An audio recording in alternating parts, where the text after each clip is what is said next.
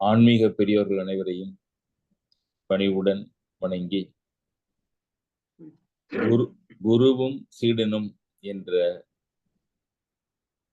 சிந்தனை தொடரில் இன்று 11வது பாகம் சிந்திக்க உள்ளோம். இன்றைய சிந்தனையில் ஒரு குரு ஒரு சீடன் என்று இல்லாமல் இன்று கௌமியரும் அவருக்கு சீடராகிய மூவர், முத்தான 3 சீடர்கள் என்று போட்டிருந்தோம். ஆருணி, உபமன்யு, வேதன் என்ற 3 சீடர்களை பற்றிய சிந்தனையிலிருந்து தொடங்குகின்றோம். சிந்தனையை தொடங்குவதற்கு முன் நமது டாக்டர் ஐயா அவர்களை இறைவணக்கத்திற்கு அழைக்கின்றேன். நன்றி சார். ஆனா கொஞ்சம் திருப்பி ஓகே இப்போ ஓகே.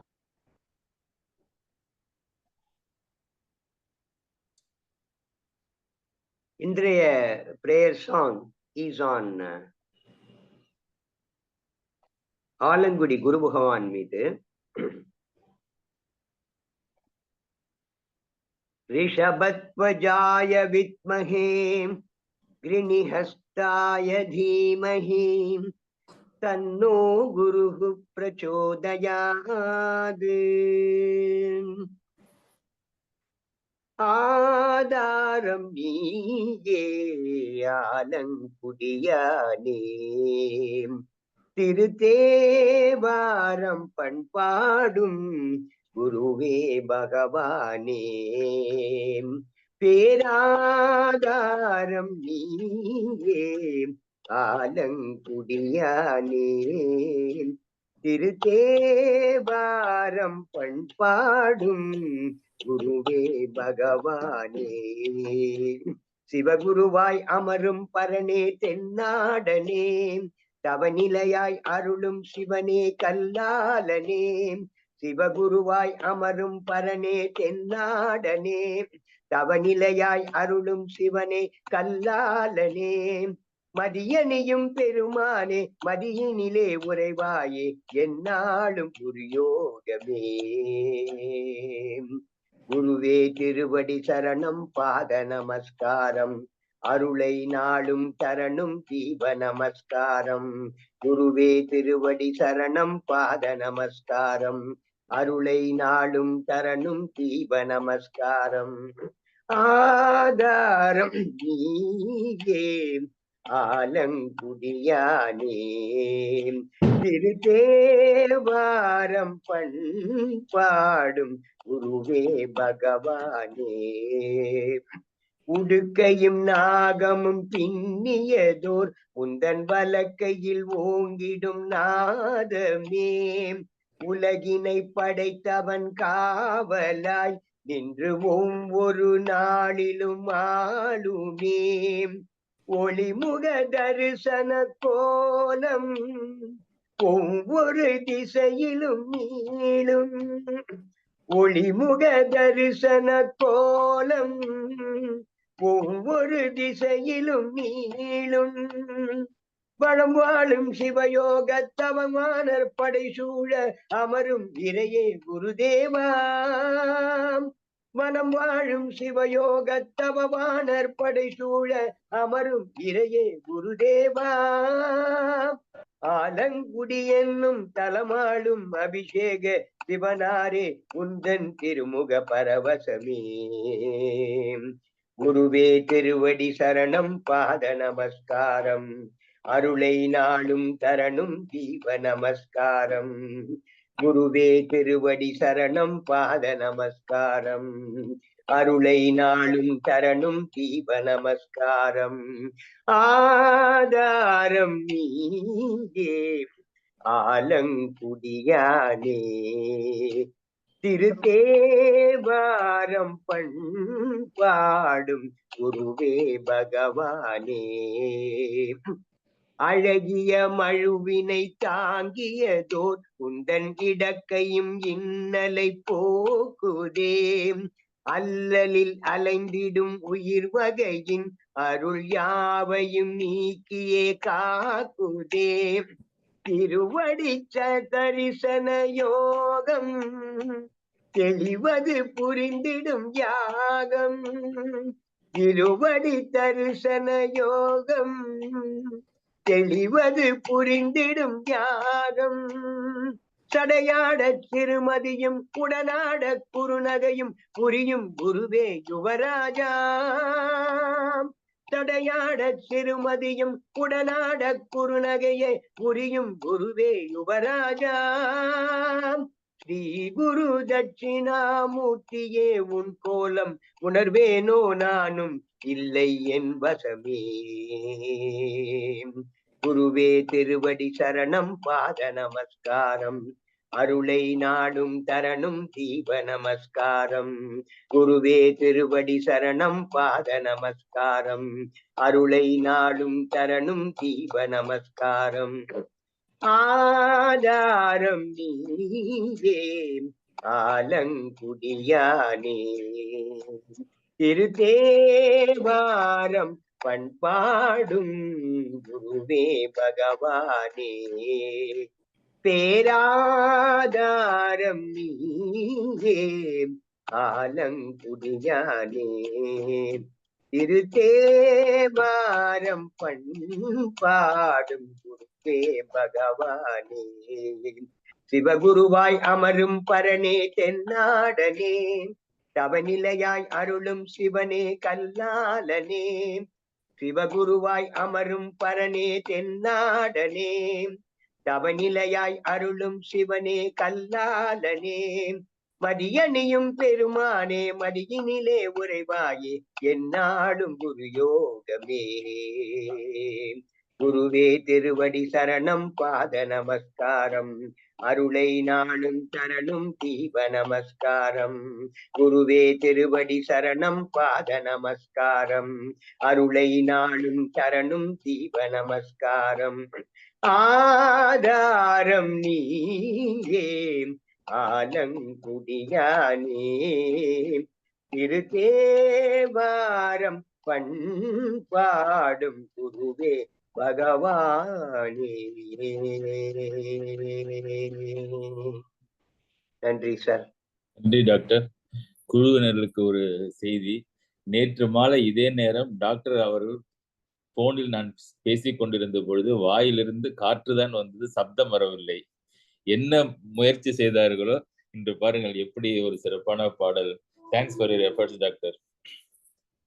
எல்லாம் உங்க குருவுடைய புண்ணியம் தான் சார். நன்றி. இன்றைய ஆசிரியர் தௌமியர்.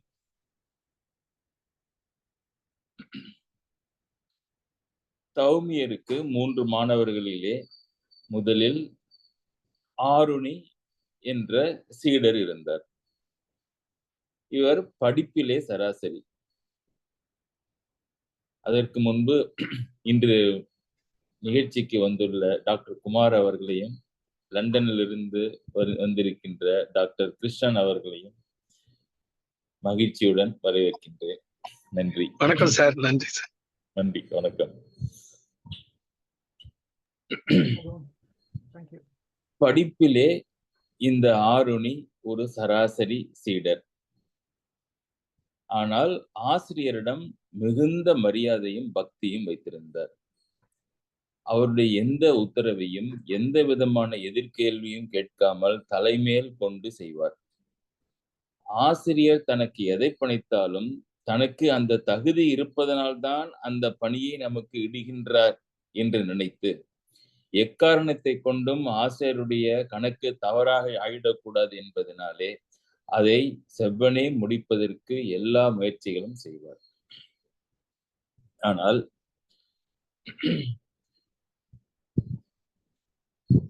கல்வியினுடைய திறமையிலே சிறிது குறைந்து இருந்த காரணத்தினாலே மற்ற சீடர்கள் அவரை ஏளனமாக பார்ப்பார்கள்.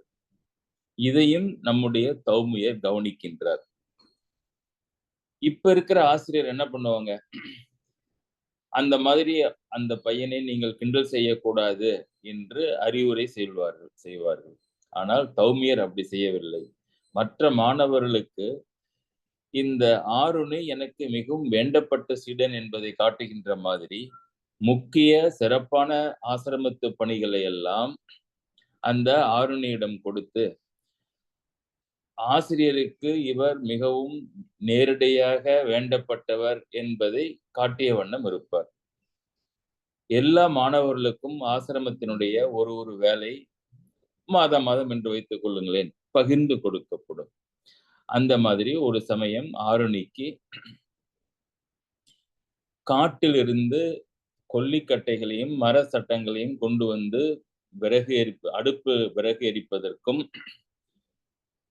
யாகத்திலே சேர்ப்பதற்கும் பணி கொடுக்கப்பட்டது. ஒரு நாள் அப்படி சமைப்பதற்கு விறகு எடுத்து கொண்டு வருவதற்காக ஆருணி புறப்பட்ட பொழுது வானம் மேகத்துடன் கருத்து இருந்தது. மழை பெய்யும் மாதிரி இருந்தது. ஆசிரியர் அவரை பார்த்து, சீக்கிரம் கொண்டு வந்து விறகை சேர்த்து விட்டு வயலுக்கு சென்று மழை வருவதற்கு முன்னாலே வரப்பிலே ஒரு ஒரு ஒரு உடைப்பு இருக்கின்றது, அந்த உடைப்பையும் சரி செய்ய வேண்டும் என்று ஆருணிக்கு ஒரு 2வது பணி கொடுத்தார்.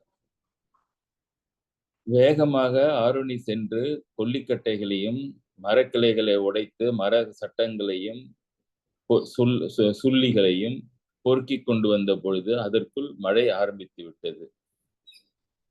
ஐயோ, இந்த மரக்கட்டைகள் நனைந்து விட்டால் உணவு சமைப்பதற்கு விறகு இருக்காதே, வேகமாக கொண்டு வந்து சேர்க்க வேண்டுமே ஆசிரமத்திடம் என்று வேகமாக தலையிலே அவற்றை கட்டி கொண்டு ஓடி வருகின்ற பொழுது வாய்க்காலிலே அந்த உடைப்பிலே நீர் வயலை நோக்கி ஓடிக்கொண்டிருந்ததும் மழை மிக விரைவாக வந்து கொண்டிருப்பதையும் கவனித்தார். வேகமாக வந்து ஆசிரமத்திலே விறகுகளை எல்லாம் அதை வைக்க வேண்டிய இடத்திலே வைத்தார்.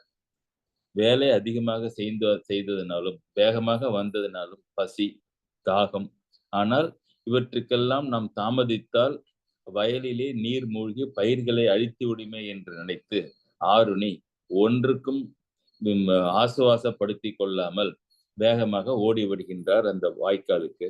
தான் கண்ட இடத்திலே அங்கே சென்று வந்த வரப்பு உடைந்து தண்ணி வயலிலே வேகமாக போய்க் கொண்டிருப்பதையும் அதற்குள் மழை மிக அதிகமாக வந்து விட்டதையும் பார்க்கின்றார். ஒரு அடிக்கு உடைத்திருந்த அந்த வரப்பிலே மண்வெட்டியை வைத்துக் கொண்டு அந்த வரப்பை உயர்த்த முயற்சிக்கின்றார். ஒரு இடத்திலே அந்த வரப்பை உயர்த்தினால் இன்னொரு இடத்திலே அது உடைத்துக் கொண்டு நீர் உள்ளே புகுகின்றது. அந்த இடத்திலே மண்ணை வைத்து அடைத்தால் முன்பு சரி செய்த இடத்திலே மறுபடியும் உடைத்துக் கொள்கிறது. வேகமாக மாற்றி எவ்வளவு செய்தாலும் அவரால் வரப்பை உயர்த்த முடியவில்லை. அதற்குள் மழை அதிகமாகிவிட்டது. நீர் வயலுக்குள்ளே அதிகமாக போக ஆரம்பித்து விட்டது. ஐயோ, பயிர்களை காக்காமல் போய்விட்டால் ஆசிரியர் சொன்ன ஒரு செயலை நம்மால் பூர்த்தி செய்ய முடியாமல் போய்விட்டதே என்று மிகவும் மனம் வருந்தி, ஆசிரியருக்கு தவறு செய்து விட்டாரே, இவரிடம் போய் இந்த அலுவலை கொடுத்தாரே என்று அவப்பெயர் ஆசிரியருக்கு வருமே என்று பயந்து அப்படியே தன்னை குறுக்கி அந்த வரப்பு உடைந்த இடத்திலே படுத்து விட்டார். அவருடைய உயரத்திற்கு இப்போ அடைப்பு சரி செய்யப்பட்டதனாலே நீர் வயலுக்குள் போவது நிறுத்தப்பட்டது. இருட்டி விட்டது. குளிர்ந்த காற்று அடிக்கின்றது. மழை மேலே பெய்து கொண்டிருக்கின்றது. இருந்தாலும் இந்த துன்பங்களை லட்சியம் செய்யாமல் அப்படியே படுத்து விட்டார் வரப்பிலே. வெகு நேரம் ஆகிவிட்டது. இரவு உணவு உண்பதற்காக ஆசிரமத்திலே எல்லோரும் சேர்ந்த பொழுது நம்முடைய ஆருணி இல்லாததை ஆசிரியர் உணர்கின்றார். அவருக்கு ஞாபகத்திற்கு வருகின்றது. ஐயோ, விறகு உடைத்து கொண்டு வந்து கொடுத்து விட்டு வரப்பிலே மண்ணை அடைப்பதற்காக சென்றானே, இவன் இன்னும் வரவில்லையே என்று தன்னுடைய மற்ற மாணவர்களை அழைத்துக் கொண்டு தீபங்களை ஏத்தி கொண்டு ஆருணியை தேடி பல இடங்களுக்கும் விரைந்து சென்று தேடுகின்றார்கள். ஆருணி ஆருணி என்று எல்லோரும் சத்தமாக கூவுகின்றார்கள். வெகு தூரத்திலே ஒரு மெல்லிய குரல் ஒன்று கேட்கின்றது. குரு அவர்களே, நான் இங்கே வரப்பிலே வயலிலே படுத்திருக்கின்றேன் என்று. வேகமாக சப்தம் அந்த திசையை நோக்கி குரு செல்கின்றார். அங்கே அந்த செல்லிட்ட நீரிலே சிலிர் காற்றிலே இருளையும் இரவையும் பொருட்படுத்தாமல் ஒரு உருவம் படுத்திருப்பதை பார்த்துவிட்டு அது நம்முடைய சீடர்தான் என்பதை தெரிந்து கொண்டார். அவரை பார்த்து, என்ன, ஏன் இப்படி ஆகிவிட்டது, என்ன செய்து கொண்டிருக்கின்றார் என்று கேட்க, அப்படியே நான் வயல்களை காப்பாற்றி விட்டேன், நீரை அடைத்து விட்டேன் என்று சொல்லி மீண்டும் மயங்கி விட்டார் ஆருணி. அவரை குருவும் மற்றவர்களும் ஆசுவாசப்படுத்தி ஆசிரமத்திற்கு அழைத்து வருகின்றார்கள். மற்றவர்களும் ஆசிரியர் சொன்ன சொல்லுக்காக எப்படி இவர் அந்த பயிர்களை காப்பாற்றினார் என்பதை தெரிந்து கொள்கின்றார்கள். வரப்பிலிருந்து எழுந்து வந்த காரணத்தினாலே அந்த ஆருணிக்கு அன்றையிலிருந்து ஆசிரியர் உத்தாலக்கன் என்ற சிறப்பு பெயரை மாணவனுக்கு இடுகின்றார். உத்தாலக்கன் ஆருணி என்று பெயரோட முழு பெயர். ஆசிரியர் ஒரு வரம் தருகின்றார். நீ இவ்வளவு பணிகளை ஆசிரமத்திற்கு செய்கின்றாய், அதனாலே நீ இனிமேல் படிப்பதற்காக எந்த நேரத்தையுமே நீ செலவு பண்ண வேண்டியதில்லை. எந்த புத்தகத்தை எந்த நூலை நீ படிக்க விழைகின்றாயோ அந்த நூலினுடைய பெயரை சொல்லி வா என்று சொன்னால் அந்த நூலினுடைய கருத்துக்கள் எல்லாமே உனக்கு உடனேயே வந்து சேரும். பல வருடங்களாக முயற்சி செய்து அறிந்து கொள்ள முடியாத நூல்களின் அறிவையும் உனக்கு அந்த பெயரை சொன்னாலே அந்த அறிவு வந்து சேரும் என்ற வரத்தை கொடுத்தார். யாருக்கு? உத்தாலக்க ஆருணிக்கு. பிற்காலத்திலே இவரும் ஒரு பெரிய முனிவராக திகழ்ந்து ஆசிரமங்கள் வைத்து பல சீடர்களுக்கு ஞானத்தை கொடுத்தார். இவருடைய கொள்கைகளும் படிப்பினைகளும் பிருதாரண்யக்கா உபனிஷத் என்ற உபனிஷத்திலே இவருடைய உபதேசங்கள் வருகின்றன. இது ஆருணியின் கதை. இந்த கதையிலிருந்து நாம் என்ன பாடம் நமக்கு இருக்கின்றது என்பதை இவருடைய 3 சீடர்களையும் முடித்துவிட்டு பின்னும் ஒரு நிகழ்ச்சி, வேறொரு சீடருடைய நிகழ்ச்சியும் பார்த்துவிட்டு நாம் சிந்திப்போம். 2வது சீடர்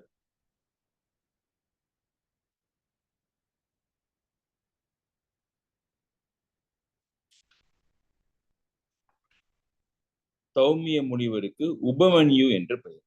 2வது சீடரின் பெயர் உபமன்யு. இவருக்கு மாடுகளை மேய்ப்பதற்கு உரிய பணி கொடுக்கப்பட்டது. காலையில் எழுந்தவுடன் ஆசிரமத்தில் இருக்கின்ற மாடுகளையும் கன்றுக்குட்டிகளையும் காளைகளையும் அழைத்து கொண்டு காட்டிற்கு செல்வார். அங்கே நல்ல புல்தரையிலே மாடுகளை மேய விட்டு அங்கு இருக்கின்ற நீர்நிலைகளிலே அவற்றில் நல்ல நீரை தேர்ந்தெடுத்து அவைகளை குடிக்க வைத்து பின்பு மதியம் அவர்களுக்கு நல்ல போதிய ஓய்வு கொடுத்து மாலையிலே எல்லா மாடுகளையும் அழைத்து கொண்டு வந்து ஆசிரமத்துக்கு கொண்டு வந்து சேர்ப்பார். பல நாட்கள் உபமன்யு இந்த பணியை செய்தார். வெகு தூரம் காட்டிற்கு செல்ல வேண்டும், இருக்கின்ற மாடுகளை எல்லாம் பார்த்து கொள்ள வேண்டும் என்று இப்படி இருந்த பொழுதும் இவர் களைப்பு ஏதும் இல்லாமல், யாரு? அந்த சீடர் பெயர் என்ன? உபமன்யு. அந்த உபமன்யு களைப்பு ஏதும் இல்லாமல் மிகவும் ஆரோக்கியமாகவும் முகத்திலே பொலிவுடனும் விளங்குவதை ஆசிரியர் கவனிக்கிறார். யாரு? அயோத்திய தௌமியர். உபமன்யுவை பார்த்து, நீ வேலை செய்யும் பொழுது என்ன சாப்பிடுகின்றாய் என்று கேட்டார். உபமன்யு மிகவும் பணிவுடன், ஐயா, மாடுகளை மேய விட்டுவிட்டு நான் பிச்சை எடுத்து பக்கத்தில் இருக்கின்ற கிராமங்களிலே காடுகளில் இருக்கின்ற வீடுகளில் இருப்பவர்களிடம் பிச்சை கேட்டு அவர்கள் கொடுக்கின்ற உணவுகளை எல்லாம் நான் உண்கின்றேன், மகிழ்ச்சியுடன் அவற்றை நான் உண்கின்றேன் என்றார். தௌமியர் பார்த்தார். His test starts now. பாருங்க, தௌமியருடைய ஒரு ஒரு ஒரு டெஸ்ட் எப்படி படிநிலையாக அதனுடைய உக்கிரம் அதிகமாகி கொண்டிருக்கின்றதுன்னு பாருங்க. இனிமேல் உபமன்யுவை தானமாக கிடைக்கின்ற எந்த உணவையும் நீ என்னிடம் கொண்டு வந்து கொடுத்து விட வேண்டும் என்று சொன்னார்.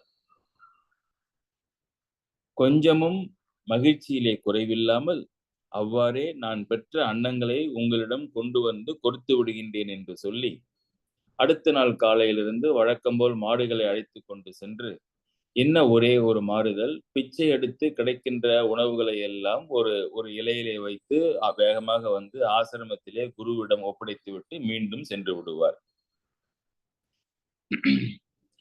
நாட்கள் ஓடின, வாரங்கள் ஓடின. ஆனால் உபமன்யுவினுடைய முகத்திலே இன்னும் பிரகாசமும் உடல்நிலையிலே முன்னேற்றமும் இருந்ததே ஒழிய களைப்பும் சோர்வும் இல்லை. இவன் நம்மிடம் கொண்டு வந்த உணவை கொடுத்துவிட்டு எப்படி இவன் வாழ்க்கையை மேனேஜ் பண்ணுகின்றான் என்று தெரிந்து கொள்ள விரும்பிய முனிவர் உபமன்யுவை பார்த்து, நீ பிச்சை எடுப்பதை நான் எடுத்துக் கொள்கின்றேனே, பின்பு இன்னும் எப்படி நீ வந்து வலுவுடன் திகழ்கின்றாய் என்று கேட்க, ஐயா, காலையிலே எடுக்கின்ற பிச்சையை நான் உங்களிடம் கொண்டு வந்து கொடுத்து விடுகின்றேன்.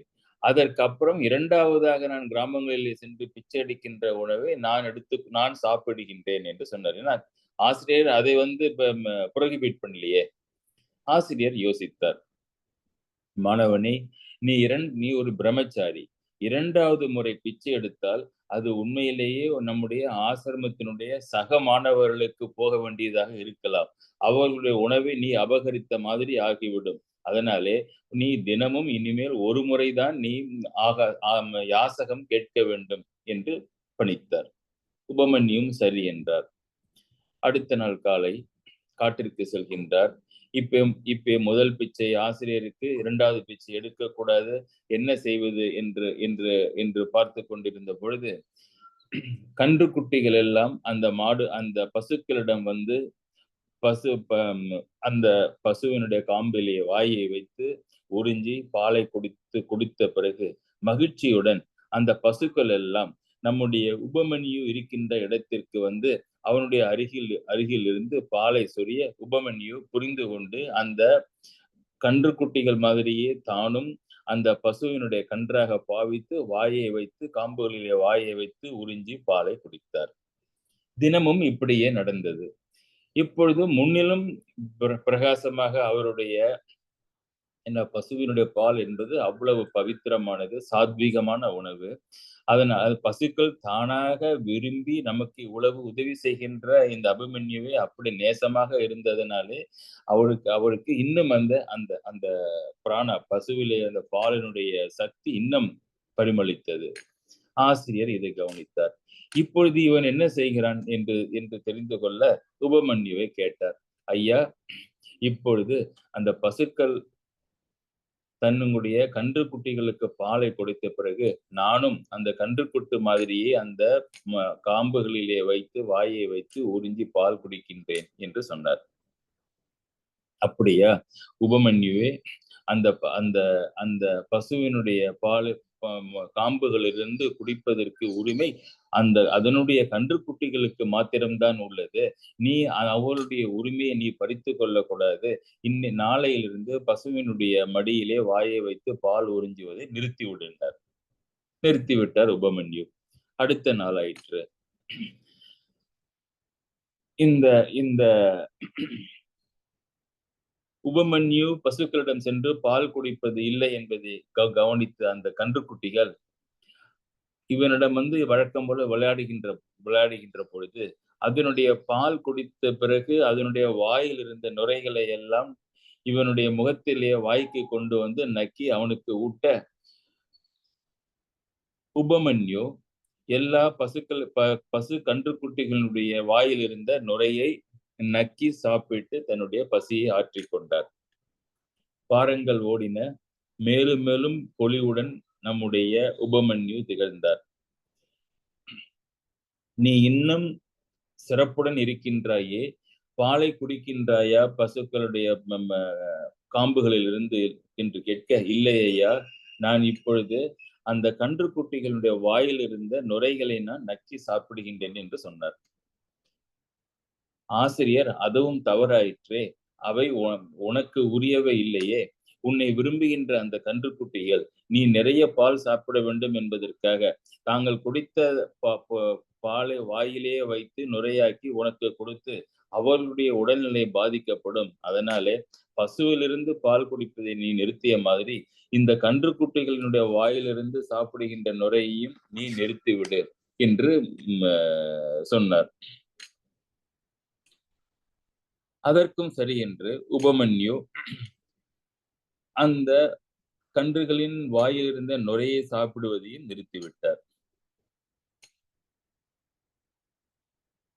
பசுக்களை மேய்க்கின்ற தொழிலை மாத்திரம், பணியை மாத்திரம் தொடர்ந்து செய்து கொண்டிருந்தார். இப்பொழுது ஆசிரியருக்கு முதல் பிச்சையை கொடுத்தாகிவிட்டது. இரண்டாவது பிச்சையை நிறுத்திவிட்டார். பசுவிலிருந்து குடிக்கின்ற பாலையும் நிறுத்திவிட்டார். கன்றுக்குட்டையிலிருந்து இருக்கின்ற நுரையையும் நிறுத்திவிட்டார். இப்பொழுது எல்லா வழியிலும் அவருடைய உணவு வருகின்ற வழி எல்லாமே அடைக்கப்பட்ட காரணத்தினாலே சிறிது சிறிதாக அவர் இளைத்து பசியை உணர ஆரம்பித்தார். ஒரு நாள் பசி மிகவும் அதிகமாக போக அங்கே காட்டிலே இருந்த ஒரு ஆக் என்ற செடி, நம்ம எருக்கம் செடி மாதிரி வச்சிங்களேன், அந்த செடியின் இலைகளை பறித்து அதை கசக்கி அதை குடித்தார். குடித்துவிட்டு மிகவும் தள்ளாடியபடி ஆசிரமத்தை நோக்கி வருகின்ற பொழுது வயிறு மிகவும் வாட்டியது, கண் கட்டியது, நடை தளர்ந்தது. அப்படியே ஒரு கிணற்றிலே விழுந்து விட்டார். வெகு நேரமாகியும் நம்முடைய உபமன்யு ஆசிரமத்திற்கு திரும்பவில்லை என்பதை உணர்ந்த கௌமியர், என்ன ஆயிற்று மாணவனுக்கு என்று உள்ளுக்குள் சிறிது பயம் இருந்திருக்கும்னு நினைக்கிறேன். என்னன்னா, சாப்பாடு எல்லாமே இப்படி நம்ம நிறுத்தி விட்டோமே, இந்த பையனுக்கு என்ன ஆயிற்று, மயக்கம் அடைத்து விழுந்து விட்டானா என்று தெரியவில்லை என்று வேகமாக இவனுடைய பெயரை உரக்க கூறி எல்லோரும் தேட ஆரம்பித்தார்கள். கிணற்றிலிருந்து ஒரு குரல் எழுந்து ஒரு காதிலே விழுகின்றது. ஐயா, நான் இந்த கிணற்றின் அடியிலே விழுந்து கிடக்கின்றேன். மேலிருந்து பார்த்தாங்க. எப்படி நீ கிணற்றில் விழுந்தாய்? பசியினாலே ஒரு பச்சிலையை கசக்கி குடித்தேன். அதனால் எனக்கு மயக்கம் வந்து கண் பார்வையும் போய்விட்டது. வழி தடுமாறி இந்த கிணற்றிலே விழுந்து விட்டேன் என்றார்கள். அப்பொழுது குரு பையன் உபமன்யுவை பார்த்து, தேவர்களுடைய மருத்துவர்கள் அஸ்வினி சகோதரர்கள், அவர்களை வேண்டி நீ பிரார்த்தனை செய், உனக்கு அவர்கள் நல்லது செய்வார்கள் என்று சொல்ல, உபமன்யும் அவ்வாறே பிரார்த்தனை செய்ய அவனுக்கு முன்னால் அஸ்வினி சகோதரர்கள் தோன்றினார்கள்.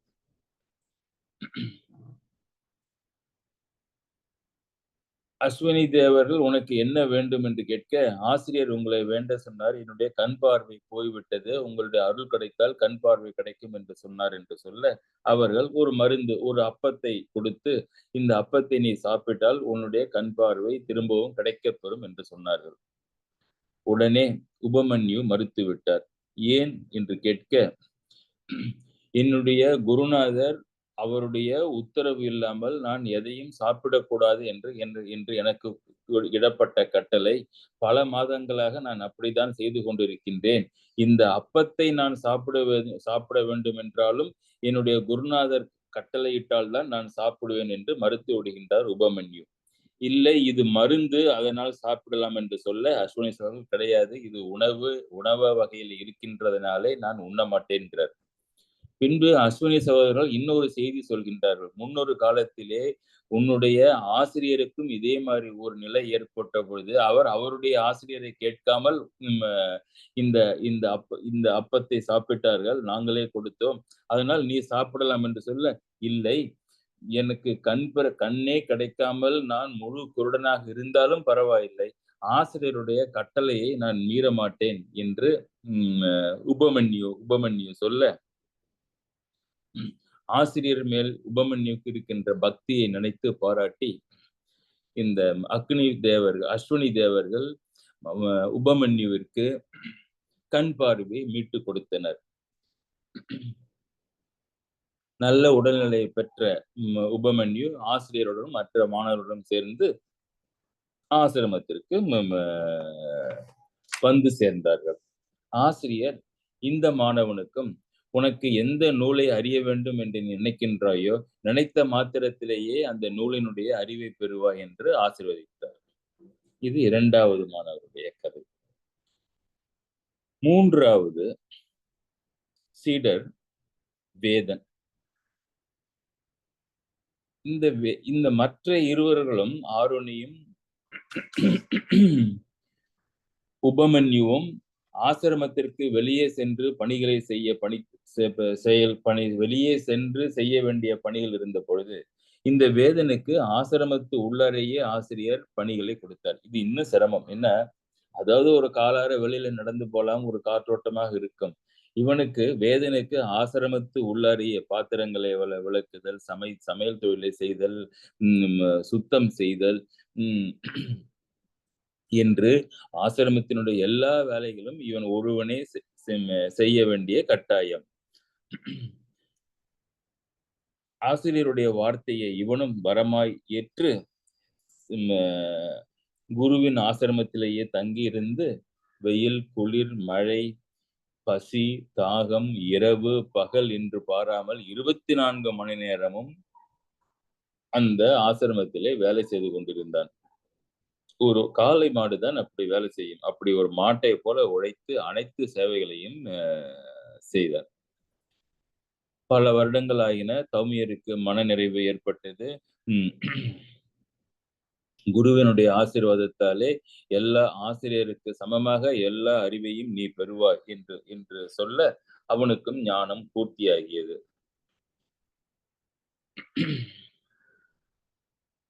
அவரும் இந்த வேதனும் ஆசிரியரிடமிருந்து விடைபெற்று பின் தனக்கென ஒரு ஆசிரமத்தை அமைத்து கொண்டு சிறந்த குருவாக விளங்கினர். பிற்காலத்திலே இவர்தான் மகாபாரதத்திலே இந்த பாண்டவ வம்சத்திலே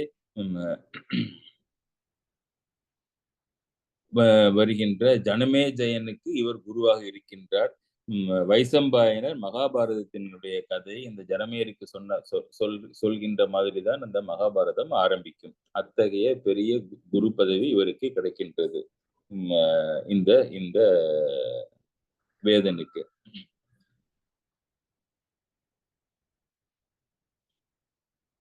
இந்த 3 கதைகளிலும் ஒன்று தெரிகின்றது நமக்கு.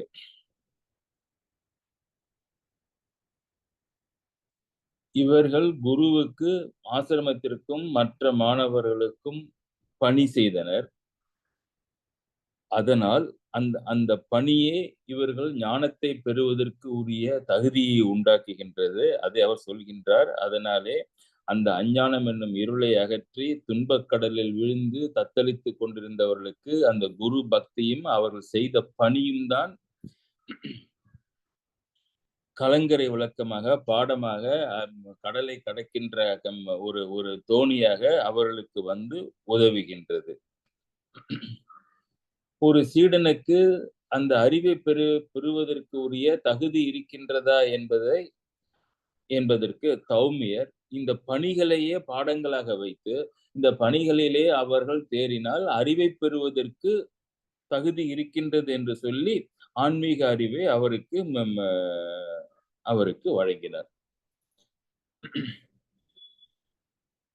இதிலே ஒரு சின்ன ஒரு கேப் இருக்கின்ற மாதிரி நமக்கு தெரிகின்றது. பணி, அது உடலால் செய்கின்ற பணியாக இருக்கட்டும், மனத்தினால் செய்கின்ற பணியாக இருக்கட்டும், புலனடக்கத்தினாலே செய்ய வேண்டிய பணிகளாக இருக்கட்டும், ஒரு பக்கம் பணி, அதிலே அவர்கள் தேர்ச்சி பெற்றால் மறுபக்கம் அறிவு என்று வருகின்றது. இக்காலத்திலே அது அத்தனை ஏற்புடையதா என்ற கேள்வி நமக்கு எழுகின்றது. அதுக்கும் என்ன சம்பந்தம்? முழங்காலுக்கும் மொட்டை தலைக்கும் முடிச்சு போடுகின்ற மாதிரி தெரிகின்றதே என்று நமக்கு தோணலாம். இதிலே இன்னொருடைய குருவினுடைய கதையை பார்த்துவிட்டு இதற்கு ஏதேனும் நமக்கு என்ன சிந்தனை உண்டாகின்றது என்று பார்ப்போம். இந்த குருவுக்கும் 3 சீடர்கள் வைத்துக் கொள்ளுங்களேன். 3 சீடர்கள் இருந்தாங்க. 3 சீடர்களும் சிறந்த சீடர்கள்.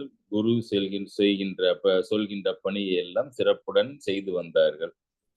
எல்லா அறிவையும் இவர்கள் பெற்ற பிறகு மூவரும் ஆசிரமத்திலிருந்து பிரிந்து செல்கின்றனர். நான் முன்னே சொன்ன மாதிரி இந்த எப்பொழுது அவர்களுக்கு ஞானம் பூர்த்தியாகின்றது என்று கருதப்படுகின்றது, அந்த சமயத்திலே குரு அவர்களை அந்த ஆசிரமத்திலிருந்து வெளியே அனுப்பி விடுவார்கள். இப்ப இருக்கிற மாதிரி எல்லாருக்கும் 11 வயசு 11ஆம் கிளாஸ்ன்னு கிடையாது. சில மாணவர்கள் 2 வருடங்களையே முடித்து விடுவார்கள். சில மாணவர்கள் பல வருடங்கள் குருவிடம் அருகிலேயே இருந்து கற்க வேண்டிய சூழ்நிலைகள் எல்லாம் இருக்கும். இந்த மூவரும் பிரிந்து சென்று விட்டார்கள். அவர்கள் மூவரும் தத்தம் வழியிலே போனார்கள். என்ன வேலை செய்வது என்று முதல் மாணவன் சிந்தித்தான். அந்த நாட்டு அரசன் பெரிய கல்விமான், கற்றவர்களை ஆதரிக்கின்றான் என்று தெரிந்து கொண்டான். இவன் படித்த பாடத்திலே ஒரு வாசகம், அறிவுடை ஒருவனை அரசனும் விரும்புவான் என்பது.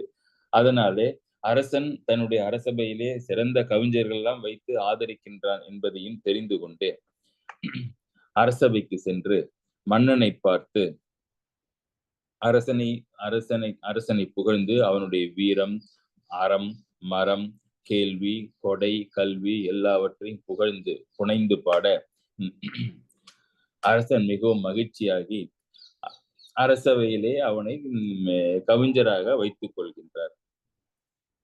அவனும் மேலும் மேலும் தன்னை முன்னேற்றிக் கொண்டு சிறந்த மதிமானாக அரசவையிலே விளங்குகின்றான். அரசவை கவிஞனாக தன்னை நிலைப்படுத்திக் கொண்டார். 2வது சீடனும் தான் என்ன செய்வது என்று யோசித்தான். எளிமையாக அவனுக்கு ஒரு பாதை அவனுடைய எண்ணங்களிலே தட்டுப்படவில்லை. எங்கெங்கோ அலைகின்றான்.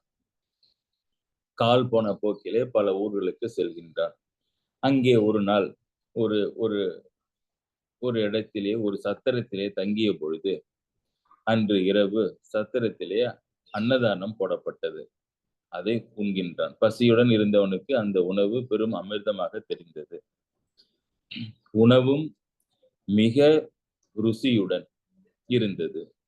இத்தனை இன்பமான ஒரு உணவை நான் இதுவரை சுவையான ஒரு உணவை நான் உண்டதில்லையே என்று யோசிக்கின்றான். இதை செய்தவர் யார் என்று பார்த்து கேட்டுக்கொண்டு அங்கே சமையல் தொழில் செய்கின்ற இடத்திற்கு சென்று இதை செய்த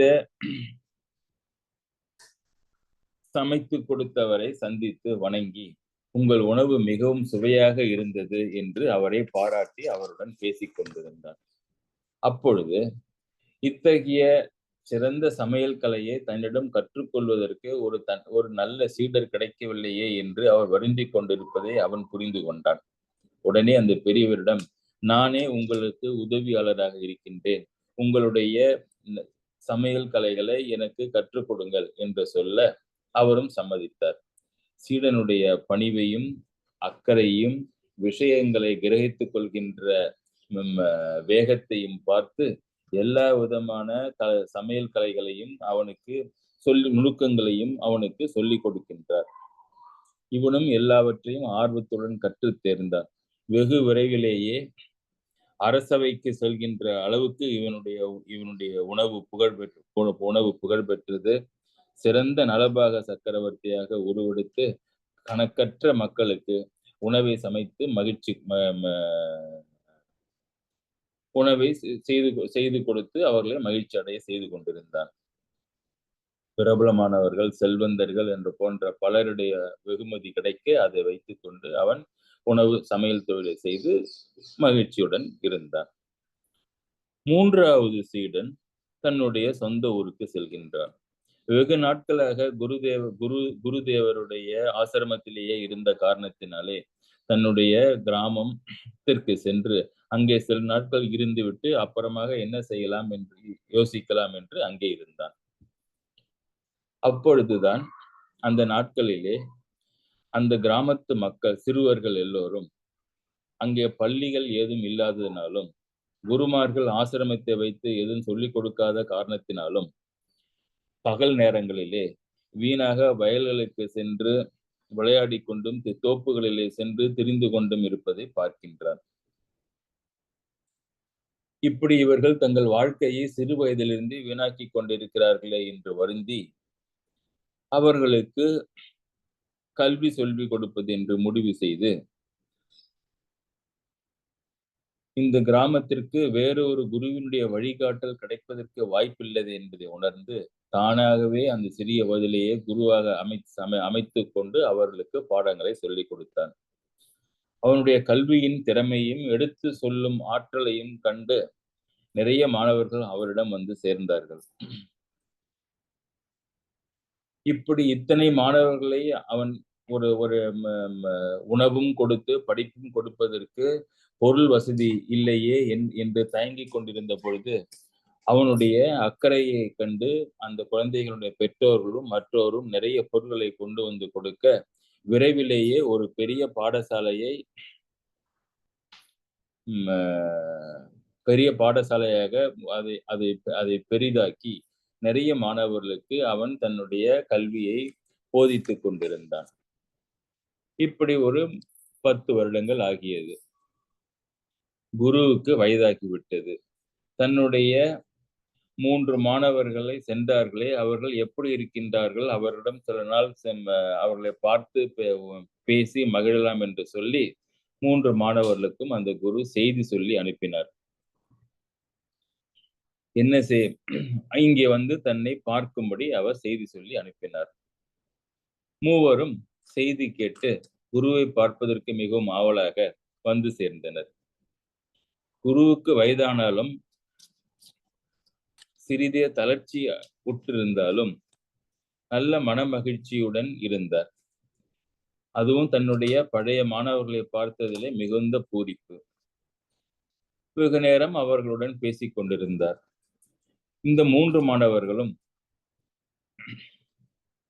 தாங்கள் இங்கு பணி செய்த பழைய காலங்களை எல்லாம் நினைத்து பேசிக்கொண்டு நாம் பல வருடங்களுக்கு பிறகு வருகின்றோம். ஆசிரியரிடம் கூட இருந்து அவருக்கு மீண்டும் சில நாட்கள் நாம் பணி செய்துவிட்டு அப்புறமாக தங்களுடைய வாழ்க்கையை தொடரலாம் என்று சொல்லி அங்கேயே இருக்க முடிவு செய்கின்றனர். அவர்கள் மீண்டும் தங்கள் பணிகளை ஆசிரியருக்கு செய்து கொண்டிருக்கின்றனர். இப்பொழுது அந்த முதல் மாணவரும் 2வது மாணவரும் ஒன்றை கவனிக்கின்றார்கள். என்ன என்றால் மற்ற தங்கள் இருவரை விட அந்த 3வது மாணவரிடம் குரு அதிக நேரம் பேசுவதையும் மிகவும் மகிழ்ச்சியுடன் அவருடன் உரையாடி கொண்டிருப்பதையும் தங்களை உதாசீனப்படுத்துகின்ற மாதிரியும் அவர்கள் இருவருக்கும் தோன்றியது. இருந்தாலும் குருவின் மேலே இருந்த நம்பிக்கையினாலே குரு அவ்வாறு செய்ய மாட்டார் என்பதும் அவர்களுக்கு தெரியும். குரு ஏதாவது ஒரு செயல் இருந்தால் அதற்கு தக்க காரணங்கள் இருக்குமே, அந்த காரணங்களையும் நமக்கு சொல்வாரே என்று இவர்கள் நம்பினார்கள். அதனால் அந்த 3வது சீடர் அருகில் இல்லாத ஒரு நாள் பார்த்து குருவை பார்த்து, ஐயா, எங்களுக்கு ஒரு சந்தேகம் என்ன என்றார். நாங்கள் மூவருமே உங்களுடைய மாணவர்கள் தான். ஆனால் நீங்கள் அந்த 3வது சீடரை மாத்திரம் அதிக மகிழ்ச்சியுடனும் அதிக நேரமும் செலவழிக்கின்ற மாதிரியும் எங்களை நீங்கள் அவ்வளவாக கண்டுகொள்ளாத மாதிரியும் எங்களுக்கு இருக்கின்றது. இதில் ஏதேனும் காரணம் இருக்கின்றதா? காரணம் இல்லாமல் நீங்கள் எதையுமே நீங்கள் செய்ய மாட்டீர்களே, எங்களுக்கு ஏதாவது இதுல பாடம் இருக்கின்றதா என்று அந்த 2 பேரும் கேட்டார்கள். மிகவும் பணிவுடன் தான் கேட்டார்கள். அதனால் அவருடைய குரு பக்தியில் எந்த குறைவும் வரவில்லை. நீங்கள் எப்பொழுதும் தீர்க்கதரிசியாகத்தானே முடிவெடுப்பீர்கள், ஏன் இந்த முடிவு எடுத்திருக்கின்றீர்கள் என்று கேட்க, அந்த ஆசிரியர் முதல் மாணவனை பார்த்து, நீ அரசவையிலே சிறந்த கவிஞனாக இருக்கின்றாய். உன்னுடைய கவிதைகள் நம்முடைய மொழிக்கு பெரும் வளத்தை உண்டாக்கி கொண்டிருக்கின்றது. உன்னுடைய கவிதைகளை படிக்கின்ற பலரும் மிகவும் மகிழ்ச்சி அடைகின்றார்கள். எனவே உன்னுடைய சேவை சிறந்த சேவை. நீ பலருக்கு இன்பத்தை கொடுக்கின்றாய். தவறு ஏதும் இல்லை என்றார். இரண்டாவது மாணவனை பார்த்து, நீ சிறந்த நாடு போற்றும் நலபாகனாக இருக்கின்றாய். வயிற்றுக்கு உணவளிக்கின்றவன் தாய்க்கு ஒப்பானவன். உண்டி கொடுத்தவன் உயிர் கொடுத்தோன் என்பது பழமொழி. அதனால் நீயும் உயர்ந்தவன் தான், நான் ஏற்றுக்கொள்கின்றேன் என்று கூறினார். இருந்தாலும்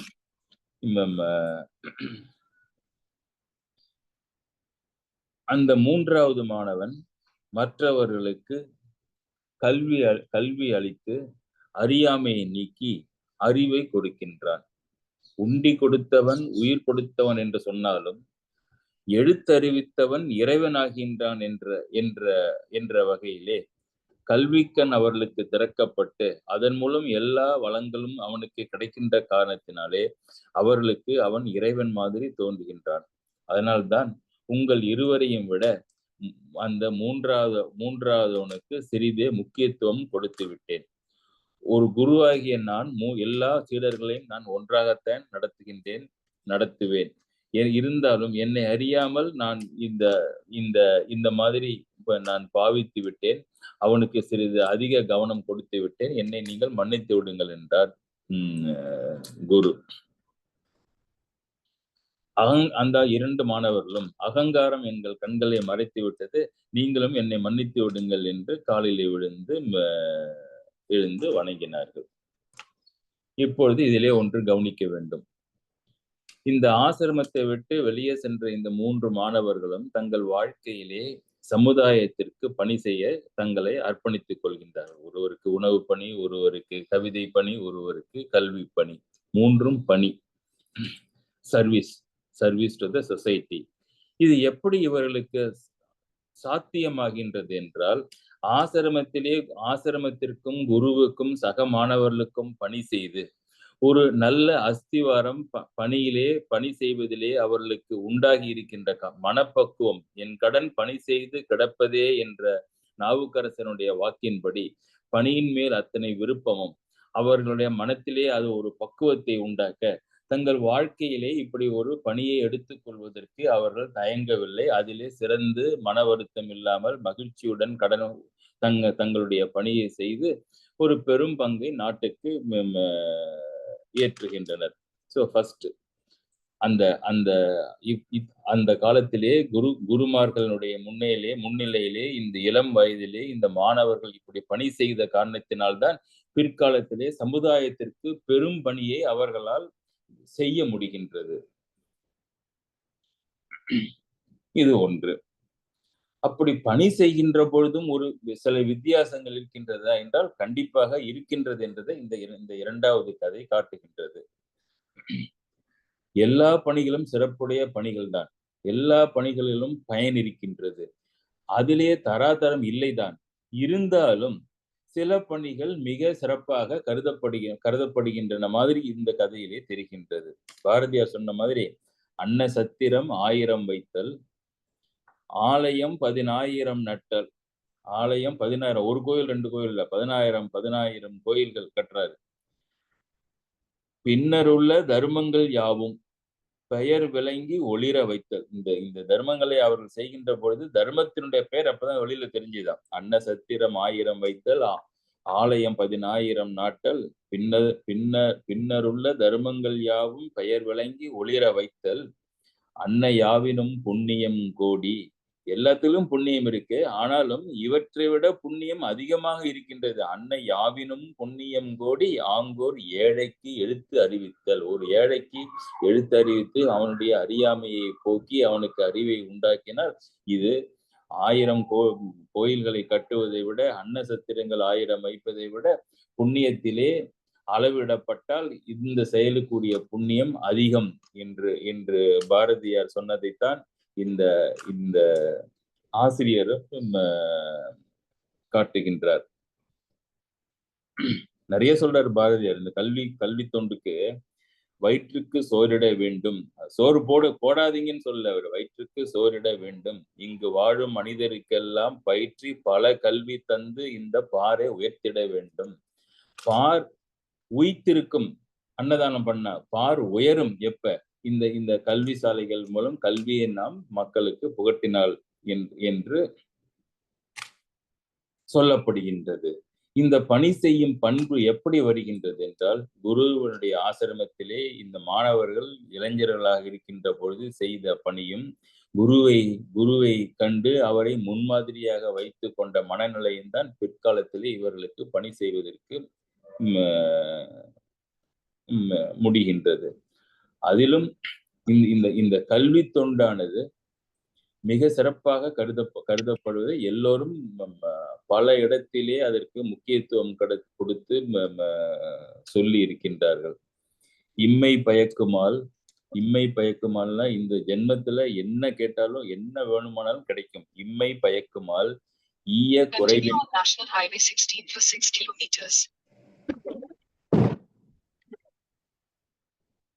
இம்மை பயக்குமால் ஈய குறைவின்றால், கொடுக்க எது இருந்தாலும் ஒண்ணு கொடுத்தீங்கன்னா குறைஞ்சிரும். ஆனா கல்வி மாத்திரம் கொடுக்க குறையாது. ஈய குறைவின்றால் தம்மை விளக்குமால், கல்வி கற்றவர்கள், சொல்லிக் கொடுத்தவங்களா இருக்கட்டும், கற்றவர்களாக இருக்கட்டும், கல்வி உடையவர்கள் அவர்களை ஒரு போக்கஸ் லைட் போட்டு அந்த கல்வி உலகத்திற்கு காட்டும். தம்மை விளக்குமால் தாம் உளரா கேடின்றால், உள்ளவரை, அவர்கள் உயிர் உள்ளவரை அந்த கல்வியானது அவர்களை விட்டு அழியாது.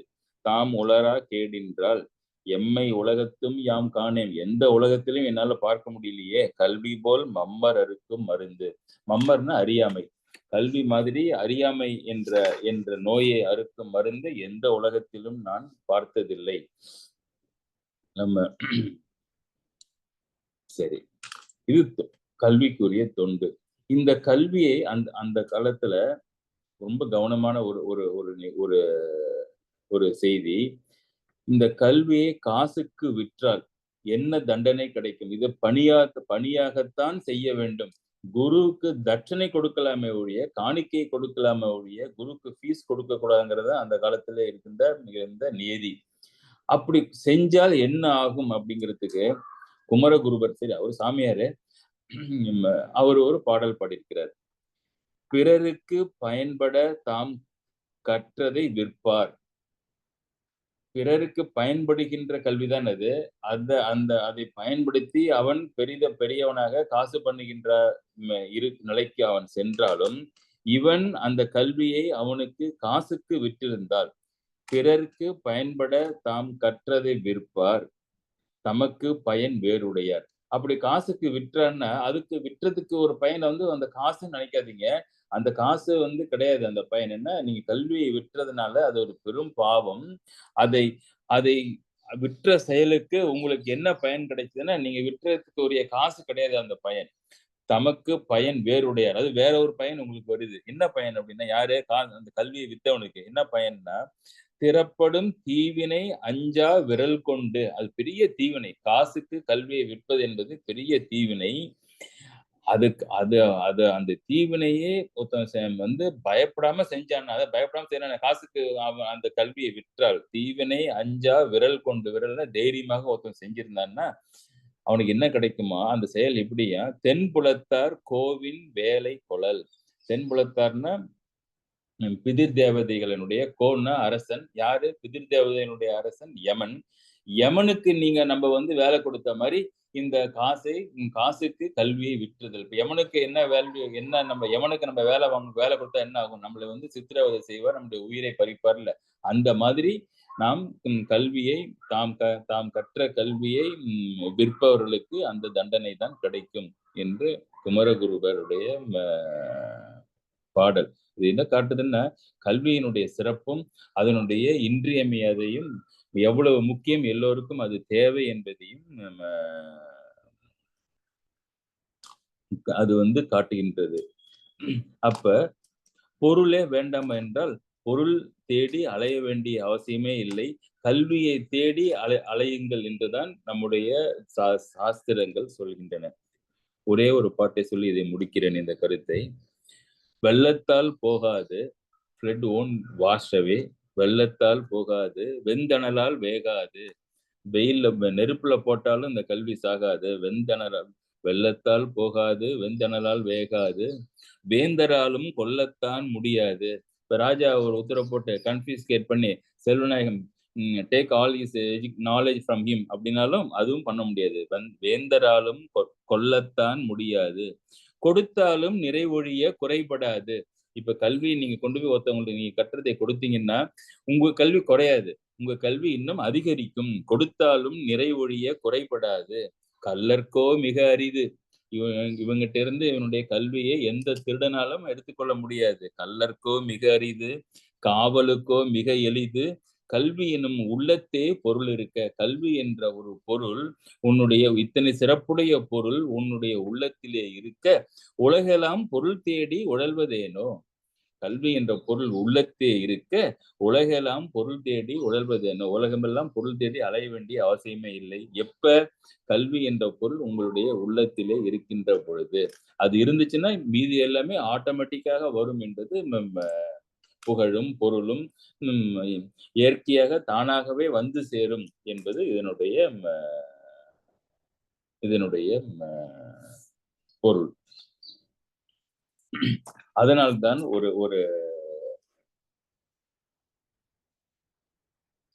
ஒரு ஆசிரமத்திலே அவர் அந்த மாணவர்களுக்கு பணி செய்கின்றதை மிக மிக முக்கியமாக அக்காலத்திலே கருதினார்கள்.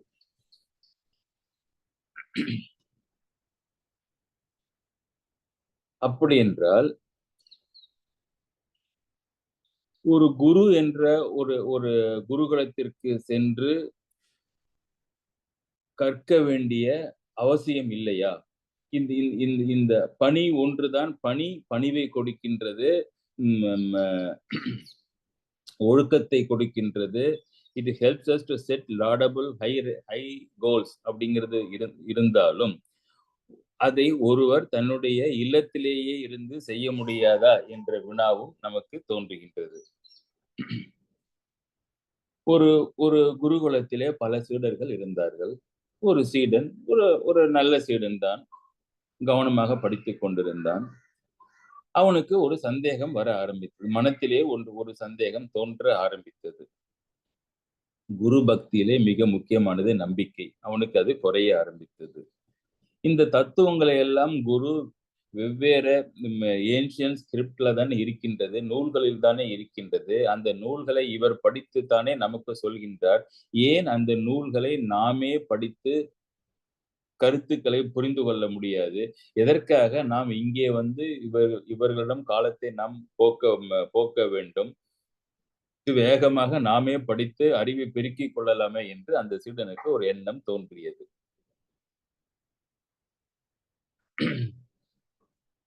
சரி என்று ஆசிரியரை பார்த்து கேட்டார். ஐயா, இதையெல்லாம் நான் படித்துக் கொள்ளலாம் என்று இருக்கின்றேன். நீங்கள் எப்படி படித்தீர்களோ, படித்ததை சொல்கின்றீர்களோ நூல்களிலிருந்து, அவ்வாறே நானும் நூல்களிலிருந்து படித்து நான் கற்றுக்கொள்கின்றேன். எனக்கு உத்தரவு கொடுங்கள் என்று சொல்ல, ஆசிரியரும் சிரித்துக் கொண்டே மாணவருக்கு உத்தரவு கொடுத்தார். நல்லது, நீனே உன்னுடைய முயற்சியிலேயே நீ கல்வியை கற்றுக்கொள் என்று ஆசீர்வதித்து அனுப்பினார். இவனும் தன்னுடைய கிராமத்திற்கு சென்றான். முதலிலே தன்னுடைய குருநாதர் ஒரு துறவி. அந்த துறவியை மாதிரி ஆடைகளை அவன் அணிந்து கொண்டான். குருநாதரை மாதிரி கிராமங்களுக்கு சென்று யாசகம் பெற்று உணவை உண்ண ஆரம்பித்தான். இவன் தினமும் படிக்கின்ற நூல்களிலே 3 மகா வாக்கியங்கள் இவனை கவர்ந்தன. 1, எச்சில் பரிசுத்தம். 2வது, வாந்தி பரிசுத்தம்.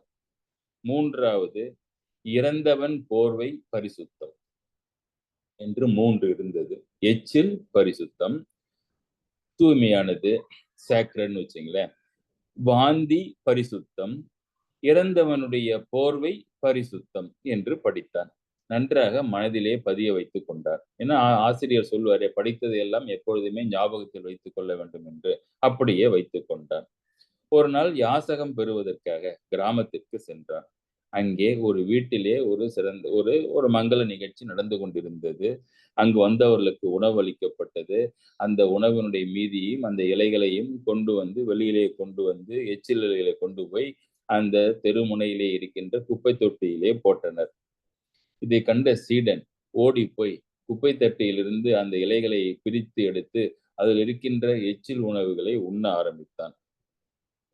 ஒரு பெரியவர் அதை தடுத்து நிறுத்தினார். ஏனப்பா, நீ பார்ப்பதற்கு படித்தவன் மாதிரி இருக்கின்றாய்.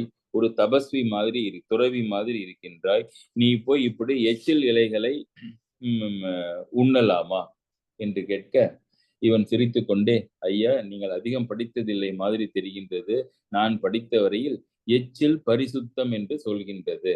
அது தெரியாததனால்தான் நீங்கள் என்னை தடுக்கின்றீர்கள். எச்சில் பரிசுத்தம் என்ற பொழுது அதை நான் சாப்பிடுவதிலே என்ன குறை இருக்கின்றது என்று கேட்க, முதியவர் குழம்பி போனார். இவன் என்னடா அது எச்சில் பரிசுத்தம் என்று சொல்கின்றானே என்று நினைத்து அவனிடம் முழுமையாக விசாரித்தார். இது எங்கே வருகின்றது, என்ன படித்தார் என்று சொல்ல, சாஸ்திரத்திலே அவன் படித்த 3 மகா வாக்கியங்களை சொன்னான். எச்சில் பரிசுத்தம், வாந்தி பரிசுத்தம், இறந்ததின் உடல் போர்வை, இறந்ததன் போர்வை பரிசுத்தம். இப்படி அது எங்கே வருகின்றது என்பதையும் இந்த மாணவன் அந்த பெரியவரிடம் சொன்னார். அவர் உடனே புரிந்து கொண்டார். இவன் ஒரு அரைகுறை என்பதை அவர் தெரிந்து கொண்டார். அந்த சீடனை பார்த்து, ஐயா, நீர் நினைக்கிற மாதிரி இது பொருள் இல்லை. எச்சில் பரிசுத்தம் என்பது என்ன என்றால், கன்று வாய் வைத்து தன்னுடைய தாய் பசுவினுடைய மடியிலிருந்து பாலை குடிக்கின்றது. அதன் பிறகுதான் அந்த பாலை மற்றவர்கள் மடியிலிருந்து கறக்கின்றார்கள். இப்படி கன்றுக்குட்டி எச்சிலாகிய பாலாக இருந்தாலும் இறைவனுக்கு அபிஷேகம் செய்கின்ற பொழுது, அந்த பால் அபிஷேகம் செய்கின்ற பொழுது அது மிகவும் புனிதமாக இறைவனுக்கு கொடுக்கப்படுகின்றது, பரிசுத்தமாக கருதப்படுகின்றது. அதனால்தான் அதை பால் அபிஷேகத்திற்கு பயன்படுத்துகின்றார்கள். எனவே எச்சில் பரிசுத்தம் எனப்படுகின்றது.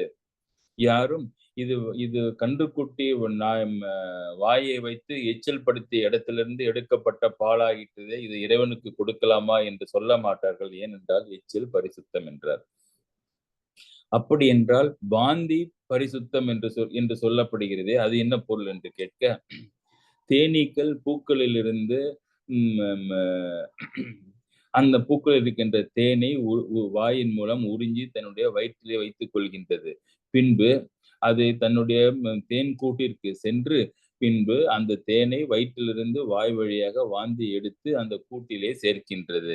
பின்பு மக்கள் அந்த தேன் கூட்டிலிருந்து, அந்த தேன் அடையிலிருந்து தேனை எடுத்து இறைவனுக்கு தேன் அபிஷேகம் செய்கின்றனர். இது இன்னொருத்தருடைய உயிரின் வயிற்றிலிருந்து வெளியே வந்த பொருளாக இருந்தாலும் வாந்தி பரிசுத்தமாக கருதப்படுகின்றது இறைவனுக்கு என்று வாந்தி பரிசுத்தம் என்றார். மூன்றாவது, இறந்தவன் போர்வை பரிசுத்தம் எனப்படுகின்றது என்று கேட்க, ஆமாம், பட்டுப்பூச்சிகள் இறந்தவுடன் அதை வெந்நீரிலே போட்டு அதன் மேலே இருக்கின்ற பட்டை நூலாக எடுத்து, நூலை பிரித்தெடுத்து பட்டு பீதாம்பரமாக செய்து அதை இறைவனுக்கு சாத்துவார்கள். அதனாலே அது இறந்த ஒரு உடலினுடைய தோலாக இருந்தாலும் அதிலே பட்டு பீதாம்பரம் செய்யப்படுவதனாலே இறந்தவன் போர்வை பரிசுத்தம் என்று அழைக்கப்படுகிறது என்றார். சாஸ்திரங்களின் சொல்லப்படுகின்ற கருத்துக்களை முழுமையாக புரிந்து கொள்ளாமல் வார்த்தைகளுக்கு மாத்திரம் புரிந்து கொண்டு இவன் பட்ட சிரமம் இருக்கின்றே, இதுதான் ஒரு குரு எப்படி நம்முடைய கல்விக்கு அவசியம் என்பதை காட்டுகின்றது. ஒரு வார்த்தை கல்வி அல்ல, அதிலே இருக்கின்ற பொருள்தான் கல்வி. எனவே இப்படி நாம் இந்த மாணவனை மாதிரி நாமே முயற்சி செய்யலாம். சிலருக்கு குரு தேவைப்படவில்லை. சிலருக்கு குரு ஒரு நாள் தான் இருந்திருக்கிறார்கள். குருவுக்கு எதுவும் வாயை திறக்காமலேயே சீடனுக்கு எல்லா அறிவும் புகட்டிய நிகழ்ச்சிகளும் வருகின்றன. அது அது வந்து இப்போ ஒரு ரூலுடைய எக்செப்ஷன். சாதாரணமாக எல்லோருக்கும் ஒரு குருவின் மூலம் இக்கல்வியை கற்பது என்பது இடர்பாடுகள் இல்லாமல் எளிதாக கற்பதற்கு அவசியமாகின்றது என்பதுதான் இந்த இந்த இந்த எச்சில் பரிசுத்தம் கதை நமக்கு நமக்கு தெரியப்படுத்துகின்றது. மிகவும் முக்கியமானது ஒன்று இருக்கின்றது. ஒரு குரு இருந்தால் எப்பொழுதுமே தன்னை சீடர்களை காப்பாற்றுவது அவருடைய நோக்கமாக இருக்கும். நாம் அந்த அந்த பலி சக்கரவர்த்தி சுக்கிராச்சாரியார் கதையிலே தன்னுடைய கண் போனாலும் பரவாயில்லை என்று கொடையை தடுப்பது தானும் தன்னுடைய சுற்றமும் உண்பதும் உடுப்பதும் இன்றி கெடும் என்பதை சுக்கிராச்சாரியார் தெரிந்திருந்தாலும் தன்னுடைய சீடன் பலி சக்கரவர்த்தியை காப்பாற்ற வேண்டும் என்ற ஒரே காரணத்திற்காக என்ன பாடுபட்டார் என்பதை நாம் சிந்தித்திருக்கின்றோம். பொதுவாக குருவனுடைய ஒரு கடமை அவருக்கு ஒரு சீடனுக்கு எந்த விதத்திலும் ஒரு ஒரு ஆபத்தை உண்டாக்காமல் கல்வி பார்த்து கொள்வது ஒரு ஒரு ஒரு இன்ஹரண்ட் அன்செட் டியூட்டி ஆஃப் ஏ குரு. அதுவும் குருவை நாம் வைத்துக் கொள்வதற்கு முக்கிய காரணமாக கருதப்படுகின்றது. அந்த ஆபத்து என்பது ஒரு சரித்திரத்தினுடைய ஒரு காலகட்டத்திலே ஆபத்து என்பது ஒரு வழியிலே இருக்கும். தவறான வழிகளே போவது இக்காலத்திலே நமக்கு ஆபத்து, அக்காலத்திலே மிருகங்களின் மூலம் ஆபத்து, வீரர்களின் மூலம் ஆபத்து, அரசர்களின் மூலம் ஆபத்து என்று அந்த சீடர்களுக்கு ஆபத்து என்பது பல உருவங்களிலே கால கட்டாயத்தின்படி வரும். அவற்றிலிருந்து குரு சீடர்களை பாதுகாப்பது என்பது குருவினுடைய ஒரு வேலை என்று வைத்துக் கொள்ளுங்களேன். அதனால்தான் குரு எப்பொழுதுமே தன்னுடைய மாணவர்களுடைய அறியாமையை நீக்குவதில் மாத்திரம் இல்லாமல் மாணவர்கள் சேமத்துடன் இருக்கின்றார்களா என்பதையும் அவர்கள் பார்த்துக் கொள்வார்கள். ஒரு காட்டிலே ஒரு சிங்கமும் ஒரு மானும் இருந்தது. சிங்கமும் மானும் பழக்க தோஷத்தாலே நண்பர்களாகிவிட்டார்கள்.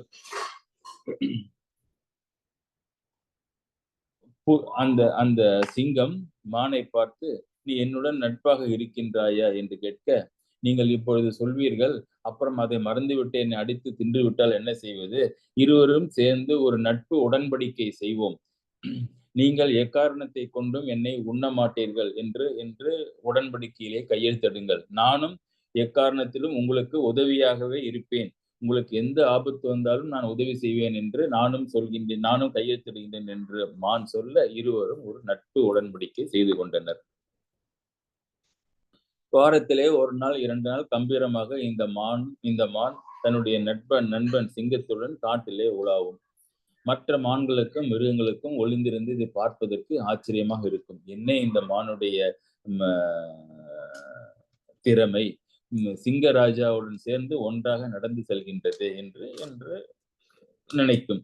அப்புறம் சிங்கம் தன் வழியே போய்விடும், மான் தன் வழியே போய்விடும். இப்படியாக இருந்தது. இதனுடைய திறமையிலே பார்த்து கவரப்பட்ட ஒரு குட்டி மான் நம்முடைய இந்த பெரிய மானிடம் வந்து, என்னை நீங்கள் சீடராக ஏற்றுக்கொள்ளுங்கள் என்று சொல்ல, அந்த மானும் சீடராக அந்த குட்டி மானை ஏற்றுக்கொண்டு எப்படி வேகமாக ஓடுவது, 4 கால்களிலே பாய்வது, இலைகளை பறித்து உண்பது எப்படி என்று நல்ல கருத்துக்களை எல்லாம் தன்னுடைய சீடனாகிய அந்த குட்டி மானிடம் சொல்லிக்கொண்டு வாழ்ந்து கொண்டிருந்தது. ஒரு சமயம் ஒரு 4-5 நாட்களாக அந்த காட்டு சிங்கத்தை காணவில்லை. அந்த பெரிய மான் பல இடங்களிலே தேடியும் கண்களிலே படவில்லை. அந்த சமயத்திலே அந்த குட்டி மான், சீடனாகிய அந்த மான் வேகமாக ஓடி வந்து தன்னுடைய குருவை பார்த்து, நான் உங்களுடைய நண்பர் சிங்கத்தை நான் பார்த்தேன், காட்டிலே அந்த பகுதியிலே இருக்கின்றது, ஒரு வேடனுடைய வலையிலே மாட்டிக்கொண்டு அவஸ்தைப்பட்டு கொண்டிருக்கின்றது, வேகமாக வாருங்கள் என்று சொல்லி அழைத்து கொண்டு சென்றது. அங்கே சென்றால் ஒரு பெரிய வலையிலே சிக்கி கொண்டு அந்த சிங்கம் இருந்தது.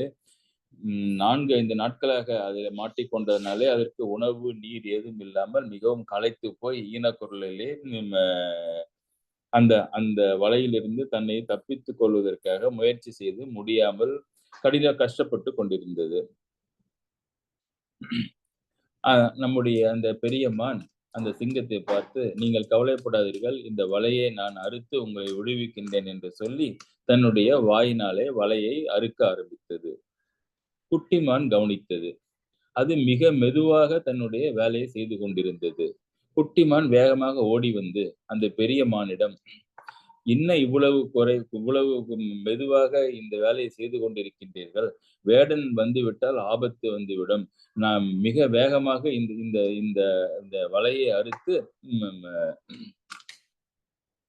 உங்களுடைய நண்பரை விடுவீங்கள் என்று சொல்லியது.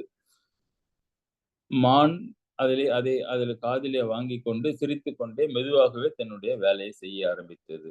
அந்த சிங்கமும் அந்த மானை பார்த்துவிட்டு சீக்கிரம் சீக்கிரம் என்று அவசரப்படுத்தியது. அதற்கும் காது கொடுத்து கேட்காமல் அந்த மானானது மிக மிக மெதுவாக அந்த வலையை அறுத்துக் கொண்டிருந்தது. திடீரென்று தொலைதூரத்திலே வேடன் அம்பையும் வில்லையும் எடுத்துக்கொண்டு வருவதை அந்த மான் பார்த்து விட்டது.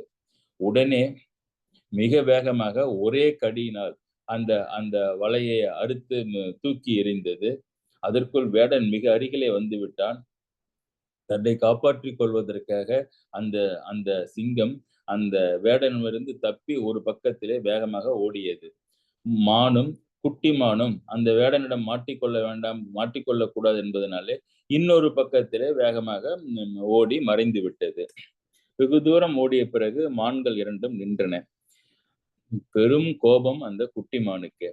அந்த தன்னுடைய குருவை பார்த்து, உங்களை போயும் நான் உங்களை குருவாக நினைத்து வைத்துக் கொண்டனே, இதற்கு இது நீங்கள் தகுதி இல்லாத குரு. எத்தனை முறை நான் சொன்னேன், வேகமாக அந்த அந்த அந்த அந்த வலையை அறுத்து உங்கள் நண்பரை காப்பாற்றுங்கள் என்று. வேண்டுமென்றே நீங்கள் மெதுவாக செய்தீர்களே.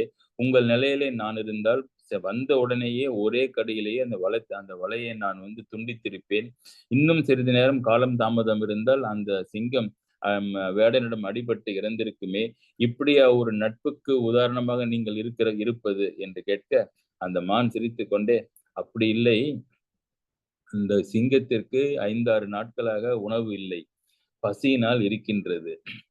நான் அந்த வேகமாக அந்த அந்த வலையை அறுத்து விட்டால் என்ன பசியாக இருந்தாலும் அதை என்னை அடித்து தின்னாது. ஏனென்றால் என்னை கொல்ல மாட்டேன், என்னை உணவாக ஆக்கிக் கொள்ள மாட்டேன் என்று அது நட்பு உடன்படிக்கை கையெழுத்து உள்ளது.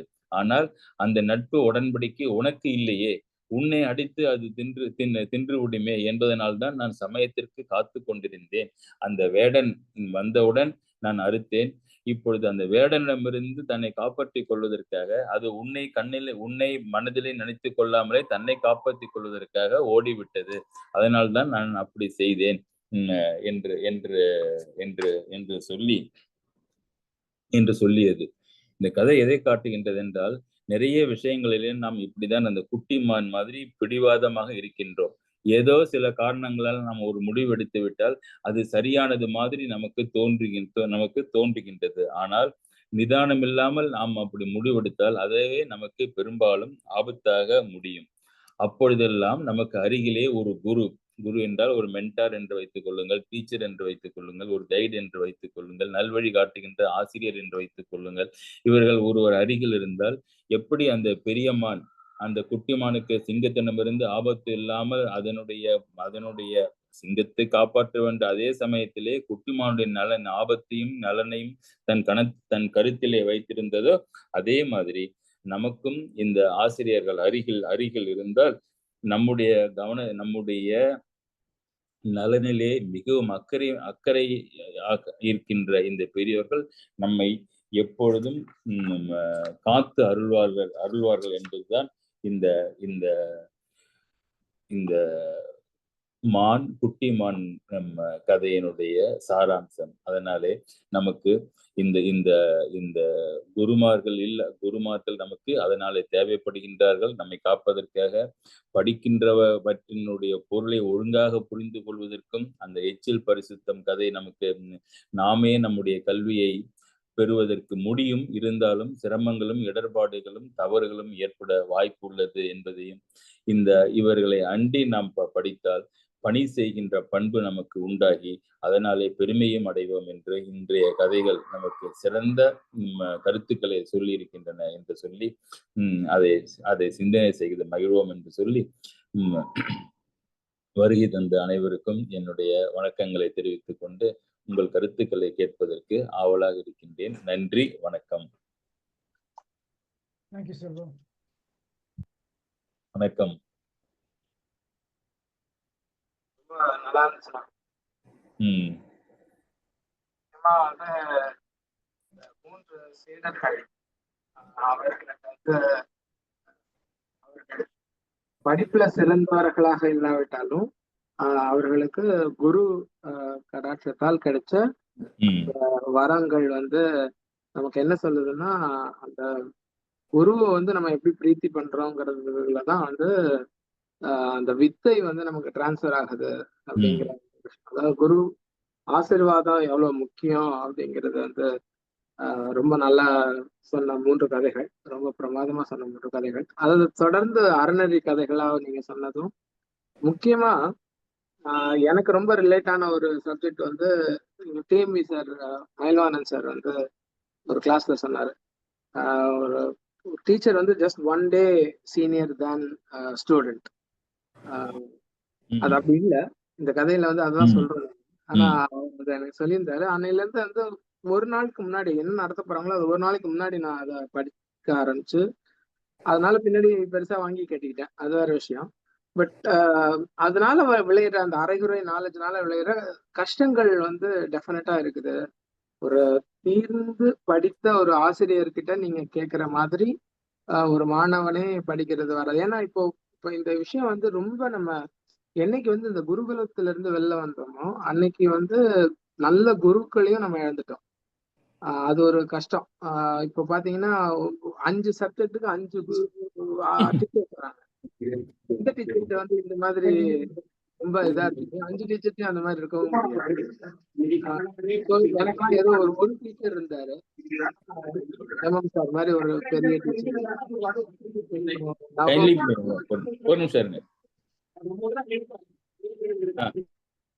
சோ அந்த மாதிரி ஒரு டீச்சர் 2 டீச்சர் எங்களுக்கும் இருந்தாங்க. பட் அதை தாண்டி இப்ப 5 பேர் ஆயிட்டாங்க. அவங்களுக்குள்ளேயே வந்து பாத்தீங்கன்னா ஒரு மாணவனுக்கு சாய்ஸ் மாதிரி கிடைச்சிருது. யாரு வந்து பிரமாதமா பண்றாங்கன்றது அவன் பாக்குற அளவுக்கு அப்படி ஆயிடுது. இப்போ ஒரே ஒரு ஆளுன்னு சொன்னாக்கா அவருக்கு இருக்கிற லிமிடேஷனுக்கு வந்து மாணவனுக்கு வந்து கம்பேரிசனுக்கு வாய்ப்பே இல்லாம இருந்துச்சு. இப்போ நீங்க வந்து எல்லாரும் வந்து கூகுள்ல படிச்சுட்டு இருந்தாங்க, சாட் ஜிபிடி, ஜெமினின்னு போயிட்டாங்க. ஸோ மாணவர்களுக்கு வந்து இருக்கிற அந்த எக்ஸ்போஷர், அந்த டிமாண்ட் அண்ட் சப்ளைல என்ன ஆயிடுச்சுன்னா ரிவர்ஸ் ஆயிடுச்சு ரோல். இப்போ மாணவர்களுக்கு வந்து வாத்தியாருங்க ரொம்ப அடிபணிஞ்சு சொல்லி கொடுக்க வேண்டியதா போச்சு. அந்த மாதிரி ஒரு சுச்சுவேஷன் ஆயிடுச்சு. பட் அந்த காலத்துல அந்த விஷயங்கள்ல மாணவர்களுக்கு கிடைச்ச அந்த ஞானம், நீங்க வந்து குருவை வந்து தண்டனிட்டு அவர்களை வந்து வணங்கி ஒரு மாணவன் கத்துக்கிட்ட காலத்துல வந்து இதோட மகிமையை எங்களால நல்லா உணர முடியுது நீங்க சொன்ன கதைகள் மூலமா. அது டெஃபினட்டா அது ஒரு பெரிய விஷயம். அது திருப்பி கிடைக்குமான்னு தெரியல அந்த டைம்லாம். அதேதான் சார் சங்கர் சார், மனைவி அமைவதெல்லாம் இறைவன் கொடுத்த வரம் மாதிரி குரு அமைவதும் அப்படிதான். அருமை அருமை. குரு அமையணுமே. நீங்க ஒரு ஆன்மீக குருன்னு சொல்றதா நான் எடுத்துக்கிறேன். அதுலயும் கூட பாத்தீங்கன்னா இப்ப இருக்கிற எல்லாருக்கும் ஒரு ஹண்ட்ரட்ஸ் அண்ட் ஹண்ட்ரட்ஸ் ஆஃப் ஆன்மீக குருக்கள் அவைலபிளா இருக்காங்க at any point of time. நீங்க சொன்னது ரொம்ப அருமையான வார்த்தை. அந்த 100கணக்கான குருக்கள்ல உங்களுக்கு யாரு அமையறது அப்படிங்கிறது வந்து கட்டாயம் இறைவன் வரம் தான். அது நமக்கெல்லாம் அந்த மாதிரி அமைஞ்சிருக்கு. ஞாயிற்றுக்கிழமை நான் நல்லாவே இருக்கிறேன். அதுதான் நம்மளோட வரம் நமக்கு இன்னைக்கு கிடைச்சு. அதான் உண்மை. கல்வியை வந்து விற்கக்கூடாதுன்னு சொன்ன அந்த ஒரு விஷயம், ஆஹ் கல்வி இருந்தா எல்லாமே கிடைக்கும் அப்படின்ற நம்பிக்கை இருந்தது. எவ்வளவு பெரிய கல்வி இருந்தாலும் நீங்க சரியா அதை பிளேஸ் பண்ணி விக்கலைன்னா சோத்துக்கே வழியெல்லாம் போக வாய்ப்பு இருக்கு. அதனால ரொம்ப ரொம்ப டாக்ட்ஃபுல்லா இருக்கணும். நீங்க வந்து ஆமா. கரெக்டா டியூஷன் எடுக்கிறதா இருந்தா இந்த டைம்குள்ள நீ வரணும், அடுத்த பேட்ச் நான் போகணும் அப்படின்ற ரேஞ்சுக்கு நீங்க ரொம்ப தெளிவா ஸ்கெடியூல் போட்டு அவனை துரத்தணும். அந்த கருத்தை எப்படி எடுத்துக்கிறதுன்னா, கல்வி ஒருவருக்கு இருந்தால் கல்வியை விற்று வாழ்க்கை நடத்த வேண்டிய அவசியம் இல்லை. அது அருமை அருமை அருமை அருமை. நீங்க அதான் சொன்ன பொருள். இந்த அண்டர்ஸ்டாண்டிங் பிரமாதம். இம்மையிலே எது நினைத்தாலும் கிடைக்கும். அந்த பாட்டு அதுதானே சொல்றாரு குமரகுருவுடைய பாட்டுல, எது இந்த பிறவில எது வந்தாலும் உங்களுக்கு வந்து கிடைக்கும் அப்படிங்கிறதுனால அதை விற்க வேண்டியது இல்ல. இம்மை பயக்குமாறு வாழ்க்கையே இந்த பிறவியே உங்களுக்கு கொடுத்துரும் அந்த கல்விங்கிறதுனால, அது அவ்வளவு சிறப்புடையதுனால அதை கல்வியை விற்றால் அந்த பொருளை கொடுத்து பெறுவதற்கு தகுதி நிறைய பேருக்கு இல்லாமல் போய்விடுமேங்கிற ஆதங்கத்துலதான் அந்த கருத்தை அப்படி வலியுறுத்திருக்காங்கன்னு நினைக்கிறேன். அது இன்னொரு ஸ்டெப் நான் மேல போய் என்ன சொல்றேன்னா, இன்னோவேஷன்ஸ்க்கு வந்து பேட்டன்ட் லா போட்டு நம்ம வந்து பைசா வாங்குறாங்க. ஆமா. அதுதான் வந்து height of what you are saying. நான் ஒரு விஷயத்த கண்டுபிடிக்க, திருவள்ளுவர் வந்து குறள் 1300 எழுதிட்டு போனாருன்னா அவர் பேட்டர்ன் போட்டு வச்சிருந்தா என்னத்துக்காக வருது? சோ அந்த ஒரு விஷயம் அது வந்து நிறைய பேர் மகான்கள், நீங்க சொன்ன மகான்கள் வந்து அதுக்கு பேட்டன்ட்டே எனக்கு வேணாம், நான் வந்து இந்த இன்னோவேஷனை வந்து கொடுத்துடுறேன் மக்களுக்காகன்னு சொல்லி நிறைய பேர் டெடிகேட் பண்ணியிருக்காங்க. அவங்க எல்லாம் வந்து தன் தேவையை வந்து அவங்க கல்வி அறிவு அவங்களுக்கு இருக்கிறதுனால அதை வச்சு அவங்க வாழ்க்கையை அவங்க அமைச்சுக்கிட்டவங்க. அதை விற்கணும்னு அவங்க நினைக்கல. அந்த அறிவை விற்காம அந்த அறிவை வைத்து அவர்கள் பிழைப்பு வந்து பெருசா பண்ற அளவுக்கு அவங்களுக்கு கேப்பபிலிட்டி இருந்திருக்கு அந்த காலத்துல. அதனால தெரியல பாப்போம். ஆசிரியர்கள்லாம் காசு வாங்கிட்டு கவர்மெண்ட் ஜாப்ல இருக்க ஆசிரியர்கள் நம்ம என்ன சொல்றதுன்னு தெரியல. எங்க சங்கர் சார், எங்க மெடிக்கல் ஃபீல்டுல அது மாதிரி நிறைய பார்க்கலாம். அதாவது ஏதாவது ஒரு எக்யூப்மெண்ட்ஸ், ஒரு ரோபோ ஏதாவது ஒண்ணு கத்துட்டு வராங்கன்னு வச்சுக்கோங்க. புதுசா அந்த இதுல ஒரு வியாதியை குணப்படுத்துறதுக்கு ஒருத்தர் அந்த ரோபோவை கத்துட்டு வராங்கன்னு வச்சுக்கிட்டா அவர் ஃபேமஸ் ஆகி அவர் பெரிய ஆள் ஆகி அவருக்கு கிடைக்கிற வரைக்கும் கிடைச்சதுக்கு அப்புறம்தான் he will try to teach the other person. கரெக்டா சொன்னீங்க. அந்த மாதிரி ஒரு இது ட்ரெண்ட் இருந்துட்டு இருக்கு. ஆமா, அதுதான். பட் மறைப்ப வச்சுதான் வந்து பொழப்பே நடக்குது.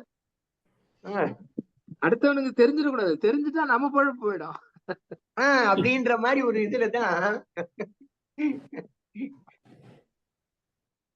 பேராசைதான். அந்த காலத்துல அந்த குருமார்கள் வந்து கல்விக்காக எந்த காசும் வாங்காததுக்கு ரீசன் வந்து அவர்கள் தன்னிறைவு அடைந்திருந்தார்கள். ஒரு ஆரண்யத்துல அவர்களுக்கு உணவு, சேவகம் செய்ய இத்தனை மாணவர்கள் இருந்ததுனால அவங்களுக்கு வந்து அந்த தேவையே ஏற்படலைன்னு நினைக்கிறேன். அவங்களும் அரண்மனையில வாழணும்னு நினைச்சிருந்தாங்கன்னா நிச்சயம் பைசா வச்சிருப்பாங்க. சங்கர், நம்ம குரூப்ல ஒரு பெரிய சர்ஜன் லண்டன்ல இருந்து கேட்டுட்டு இருக்காரு, டாக்டர் கிருஷ்ணன். அவர் என்ன கருத்து சொல்றாருன்னு கேட்போம். ஐயா Krishnan. I think it's a very interesting concept. இது சிம்பிளா இதுக்கு வந்து only thought that comes to my mind என்னன்னா, மகான்கள்லாம் வந்து விலைமதிக்க முடியாத ஒரு ஞானமும் அறிவும் பாடமும் வந்து இந்த உலகத்தை கொடுத்துட்டு போயிருக்காங்க.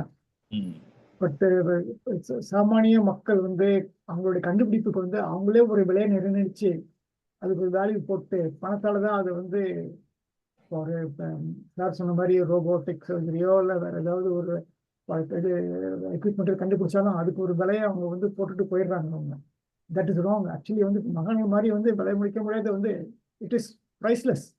You can't value that. இவங்க வந்து they are just fixing a price for their finding and for knowledge. அவ்வளவுதான். Especially in medical field, we cannot value that because it saves lives, which there is no value for that. Invaluable. அதே கண்டுபிடிப்பை வந்து free like what மாகாணங்கள்லாம் கொடுத்துட்டு போன மாதிரி அப்படியே கொடுத்துட்டு போயிருந்தாங்கன்னா அது it's invaluable. Correct. It's priceless. Thank you. Thank you. ஐயா சாய்ராமன் அவர்களே. ஐயா இனிய மாலை வணக்கம். வணக்கம். அற்புதமான செஷன்.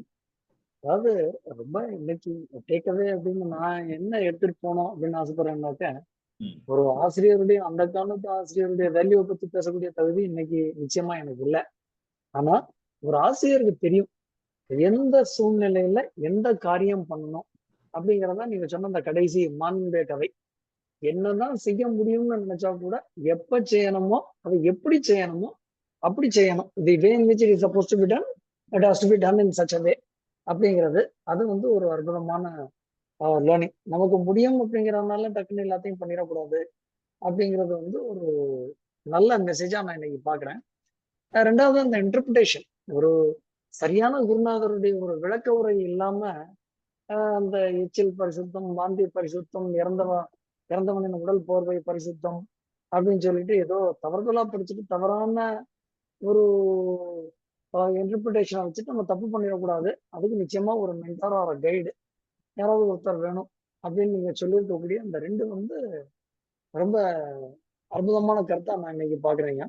மகாபாரதத்துல கூட அந்த மானை போலவே ஒரு கதை ஒண்ணு உண்டு. மகாபாரதத்துல கொஞ்சம் மாறுதலா இருக்கும். பின்னால ஒரு பூனையும் எலியும் ஃப்ரெண்ட்ஸா இருப்பாங்க. அந்த பூனை ஒரு நாள் வேடனோட வலையில மாட்டிக்கும். அப்போ அந்த எலியை வந்து என்னை காப்பாற்றக்கூடாதோ அப்படின்னு போன கேட்கும்போது அங்க பக்கத்துல வந்து ஒரு ஆந்தை வந்து காத்துட்டு அந்த எலியை தூக்கிடணும் அப்படிங்கிறனால. அப்போ அந்த எலி வந்து ஒரு அக்ரிமெண்ட் போடும், நான் மடியில வந்து படுத்துக்குவேன், ஆனா நீங்க என்னை குழந்தை மாதிரி பார்த்துக்கணும், கொஞ்சம் நேரம் கழிச்சு ரிலீஸ் பண்றேன் அப்படின்னா. அப்போ பூனையோட மடியில அந்த எலி போய் படுத்துக்கும். அந்த ஆந்தை கொஞ்ச நேரம் கழிச்சு விடிஞ்ச உடனே வேற வழி இல்லாம அது காணாம போடும் அங்க இருந்து. அதுக்கப்புறம் இந்த பூனை வந்து சொல்லும், நீ சீக்கிரமா அந்த வலையை கட் பண்ணி விட அப்படின்னு எலி சொல்ல கொஞ்சம் வெயிட் பண்ணு. அதே மாதிரிதான் வேடன் வரும்போது கட் பண்ணி விட்டு போயிடும். அப்போ அந்த ரெண்டு பேரும் பழையபடி மறுநாள் காலையில சந்திப்பாங்க. பொந்துக்குள்ள எலி இருக்கும், பூனை வந்து வா நம்ம ரெண்டு பேரும் ஃப்ரெண்ட்ஸா இருக்கலாம் அப்படின்னு சொல்லும்போது அது சொல்லிடும், ஆபத்து காலத்துல வரக்கூடிய ஃப்ரெண்ட்ஷிப் வந்து பர்மனன்ட் ஃப்ரெண்ட்ஷிப் கிடையாதுப்பா. இன்னைக்கு ஆபத்துல காப்பாத்திட்டேன், ஒருவேளை நான் முன்னால காப்பாத்திருந்தா நீ என்னைய போட்டிருப்ப. அதனால நான் நிதானமா டைம் பார்த்து உன்னுடைய ஃபோக்கஸ் அந்த வேடன் இருந்து தப்பிக்கணும்ன்றது இருக்கிற மாதிரி நீ என்னைய கவனிக்காம இருப்ப, அதனாலதான் நான் உனக்கு லேட்டா காப்பாத்துறேன்னு சொல்லும். ஸோ அந்த மாதிரி எந்த சமயத்துல எது செய்யணும் அப்படிங்கிறது வந்து இந்த மாதிரி கதைகள் மூலமா நம்ம அற்புதமா கத்துக்கிறோம். ரெண்டாவது நீங்க ரிலேட்டட் ஸ்டோரி அந்த கன்க்ளூஷனா சொல்லணும் அப்படின்னாக்க சபையோர்கள் அனுமதித்தால் பின்னால அந்த 3 பேர் படிச்சதுல வந்து உபமன்யு தௌமியருடைய குரு கூட உபமன்யு தான். அவருடைய தௌமியருடைய அப்பாவும் உபமன்யு தான், அவருக்கு சீடனாவும் உபமன்யு இருக்கிறாரு. அந்த தௌமியருடைய சீடர் வேதா வந்து பிற்காலத்துல பாண்டவர்களுக்கு குருவாயிடுறாரு. அதே மாதிரி தௌமியர் கூட பின்னால பாண்டவர்களுக்கு ஒரு குலகுருவாவே மாறி போயிடுறாரு. ஸோ தே லவ் தர் அந்த அந்த டீச்சிங் ப்ரொஃபஷன். இன்றைக்கு நம்ம கிளாஸுக்கு ஒண்ணு சொல்லணும் அப்படின்னு நான் ஆசைப்பட்டேன் அப்படின்னாக்க, நம்ம திலகர்னு நினைக்கிறேன் நான். அவரை வந்து பிரசிடென்ட் ஆஃப் இந்தியாவா நீ ஆகணுமா அப்படின்னு, பிரைம் மினிஸ்டர் ஆகணுமா அப்படின்னு கேட்கும்போது இல்ல நீ பிரசிடென்ட் ஆஃப் இந்தியாவே அப்படின்னு கேட்கும்போது இல்லைன்னு, ஏன் அப்படின்னு கேட்கும்போது அவர் வந்து சொன்னாராம், நான் வந்து ஆசிரியரா இருந்து பல பிரதமர்களையும் பிரசிடென்ட்களையும் உருவாக்கணுங்கிறது தான் என்னுடைய ஆசையை தவிர நான் பிரதமராகவோ பிரசிடென்டாவோ இருக்கணுன்ற தேவை எனக்கு இல்லை அப்படின்னு சொல்லி சொன்னாராம். அதாவது அந்த ஆசிரியர் பணிங்கிறது எவ்வளவு உயர்ந்தது அப்படிங்கிறதுக்கு வந்து ஒரு இன்றைய காலகட்டத்துல கூட அப்படி போட்டுருந்தவங்க எல்லாம் இருந்திருக்காங்க. அது போல ரொம்ப பிரபலமான கருத்துக்கள் ஐயா, மிகச்சிறந்த ஒரு ஞாயிறு. எல்லாத்துக்கும் மேல சந்திராமா சொன்ன மாதிரி இது வந்து ஒரு நல்ல குரு அமையணும் அப்படிங்கிறது வந்து பல நாள் நிச்சயமா ஒரு தபஸ் பண்ணியிருக்கணும். இது ஞாயிற்றுக்கிழமை அனைவரும் நிச்சயமா நம்ம குருவின் திருவாரத்தை கேட்டுட்டு இருக்கிறோம். ஆனா என்னை பொறுத்தவரை கொஞ்சம் உரிமையோட சொல்லணும் அப்படின்னாக்க, இது ஒரு ஞாயிறில் தொடங்கி அடுத்த ஞாயிறு வரும்போது அந்த நினைவுகள் மீண்டும் அதிகப்படுறதே தவிர குறையிறதே இல்லை. விச் மீன்ஸ் இந்த 7 நாட்களுமே தங்களுடைய நினைவில் நான் இருக்கிறேன் அப்படிங்கிறத மட்டும் ஒரு சபிஷனா சொல்லிக்கிறேன் ஐயா. நிறைய பேசலாம் இதுல, மற்றவர்கள் கருத்திற்காக இப்பொழுது விடைபெறுகிறேன். நன்றி. நன்றி.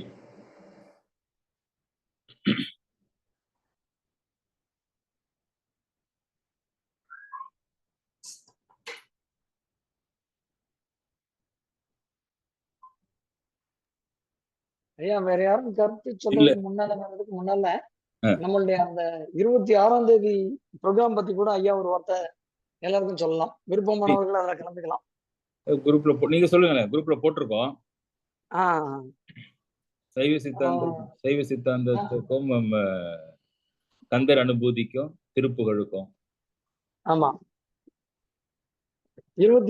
நம்மளுடைய குழுவின் உறுப்பினர்களுக்காக ஒரு சின்ன செய்தி. 26ஆம் தேதி நம்ம திரு சீனிவாசன் கோவிந்தராஜன் ஐயாவும் நம்ம ஆசிரியருமா சேர்ந்து ஒரு சின்ன நிகழ்ச்சி ஒண்ணு பண்றாங்க. 26ஆம் தேதி திருவான்மியூர்ல. அதுக்கு உண்டான டீட்டெயில்ஸ் எல்லாம் குரூப்ல போட்டிருக்கு. அது வந்து சைவ சித்தாந்தத்தை பற்றிய ஒரு சிந்தனை. அன்னைக்கு அதுல கந்தர் அனுபூதியை பத்தியும் ஒரு சின்ன சிந்தனை இருக்கு. இந்த ரெண்டுமே நிறைவடைஞ்ச உடனே ஒரு மணி நேரம் கலந்துரையாடலும் இருக்கு அன்னைக்கு. ஸோ மத்தியானம் 1 மணி அல்லது 1:30 மணிக்கு அந்த நிகழ்ச்சியை முடியும் அப்படிங்கிற மாதிரி ஒரு திட்டமிடல் இருக்கு. நம்ம குழுவை சேர்ந்தவர்கள் அனைவரும் அதுல கண்டிப்பா பங்கு பெறலாம். ஒரு அற்புதமான ஒரு நிகழ்வாக இருக்கும் அப்படின்னு நினைக்கிறோம். ஏன்னா துவக்க உரையா நம்ம ஆசிரியருடைய துவக்க உரை தான். அதனால நிச்சயமா அது ரொம்ப பிரம்மாண்டமா இருக்கும் அப்படின்னு நினைக்கிறேன் நான். ப்ரோக்ராமுடைய மாடரேட்டர் சொல்லு நீ யாருன்னு. சாய்ராம் அவர்கள் தான் ப்ரோக்ராமுடைய மாடரேட்டர்.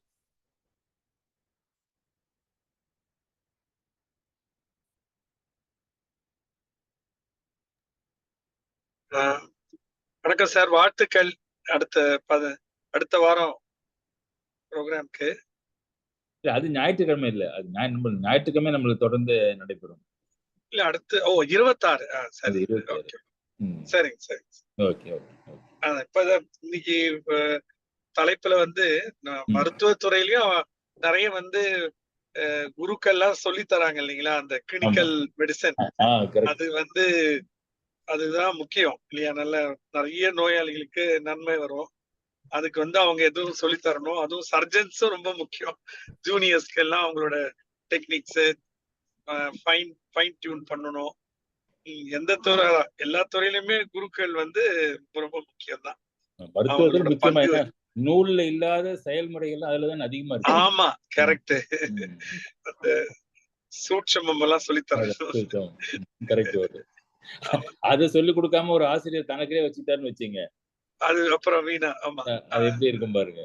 அதுதான் நீங்க சொன்னீங்கல்ல, அது வீணு. அந்த இது கல்வி விலைக்கு போறது பண்ற மாதிரி. Correct sir. இப்ப இருக்கிற சூழ்நிலையில சொல்ல முடியாது. நிறைய பேர் கோச்சிங் சென்டர்லாம் அது வராங்க. அது ஒரு விதமான பயிற்றுவித்தல் தான். அது நம்ம வந்து பேலன்ஸ்டா எடுத்துக்கணும், அவ்வளவுதான். ரொம்ப ரொம்ப மகிழ்ச்சி.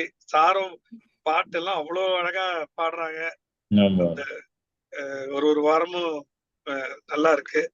அவருக்கு என்னோட நன்றி சார். உங்களுக்கும் இந்த டாபிக் நிறைய யோசிக்க வைக்குது. நன்றி நன்றி நன்றி நன்றி. டாக்டருக்கு உடல்நிலை சரியில்லை இருந்தாலும் தெரியுது குரல்.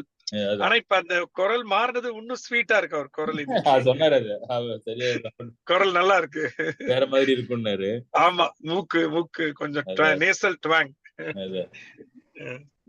அதான் குமார், நேற்று நான் ஐயாட்ட பேசிட்டு இருக்கும் போது சொன்னேன், இந்த மாதிரி இருக்கு, எனக்கு தெரியல, வாயால பாட முடியுமான்னு தெரியல, நான் மூக்கால தான் பாடுவேன்னு நினைக்கிறேன் சார். அது வந்து ஆனா குரல் நல்லா இருக்குங்க சார், வித்தியாசமா. இன்னும் அந்த ஒரு நேசல் இதோட சேர்ந்து இன்னும் அவருடைய தைரியத்துலதான் இன்னைக்கு நான் பாடினேன். ஓ எஸ் சார், எஸ் சார். ரொம்ப நல்லா இருக்கு சார், அருமை சார். ஆக்சுவலா சிருங்கேரி சுவாமிகள்கிட்ட வந்து கேட்டாங்க, குருவை எப்படி தேர்ந்தெடுக்கிறது அப்படின்னு கேட்டாங்க. அப்ப அவர் சொன்னாரு, ஒருத்தர் கேட்டாங்க. அப்ப அவர் சொன்னாரு, இந்த மாதிரி, சரி உங்க பையனை பக்கத்துல உங்க ஸ்கூல்ல நீங்க சேர்க்க போறீங்க, பையனை உங்க பையனை எடுத்துட்டு போய் ஸ்கூல்ல சேர்க்க போறீங்கன்னா பக்கத்துல ஏதோ ஒரு ஸ்கூல் இருக்கு, சேர்த்துருவீங்களா நீங்க அப்படின்னாரு. இல்ல சார், இது இந்த ஸ்கூல் எப்படி என்னன்னு கேட்போம் அப்படின்னாங்க. அத மாதிரிதான் நீங்க குருவையும் தேர்ந்தெடுக்கணும். நீங்க வந்து போய் கேட்கணும், இந்த ஸ்கூல் எப்படின்னு 4 பேரண்ட்ஸ்ட கேட்பீங்க, 4 படிச்சவங்கள்ட்ட கேட்பீங்க, அந்த மாதிரி படிச்சு அவங்க எப்படி சொல்லி கொடுத்தாங்க என்ன ஏதுன்னு கேட்டு சரி நல்ல பள்ளியான்னு பார்த்து உங்க பையனை சேர்த்து விடுவீங்க. அந்த மாதிரிதான் நீங்க குருவையும் தேக்கணும் அப்படின்னாரு அவர்.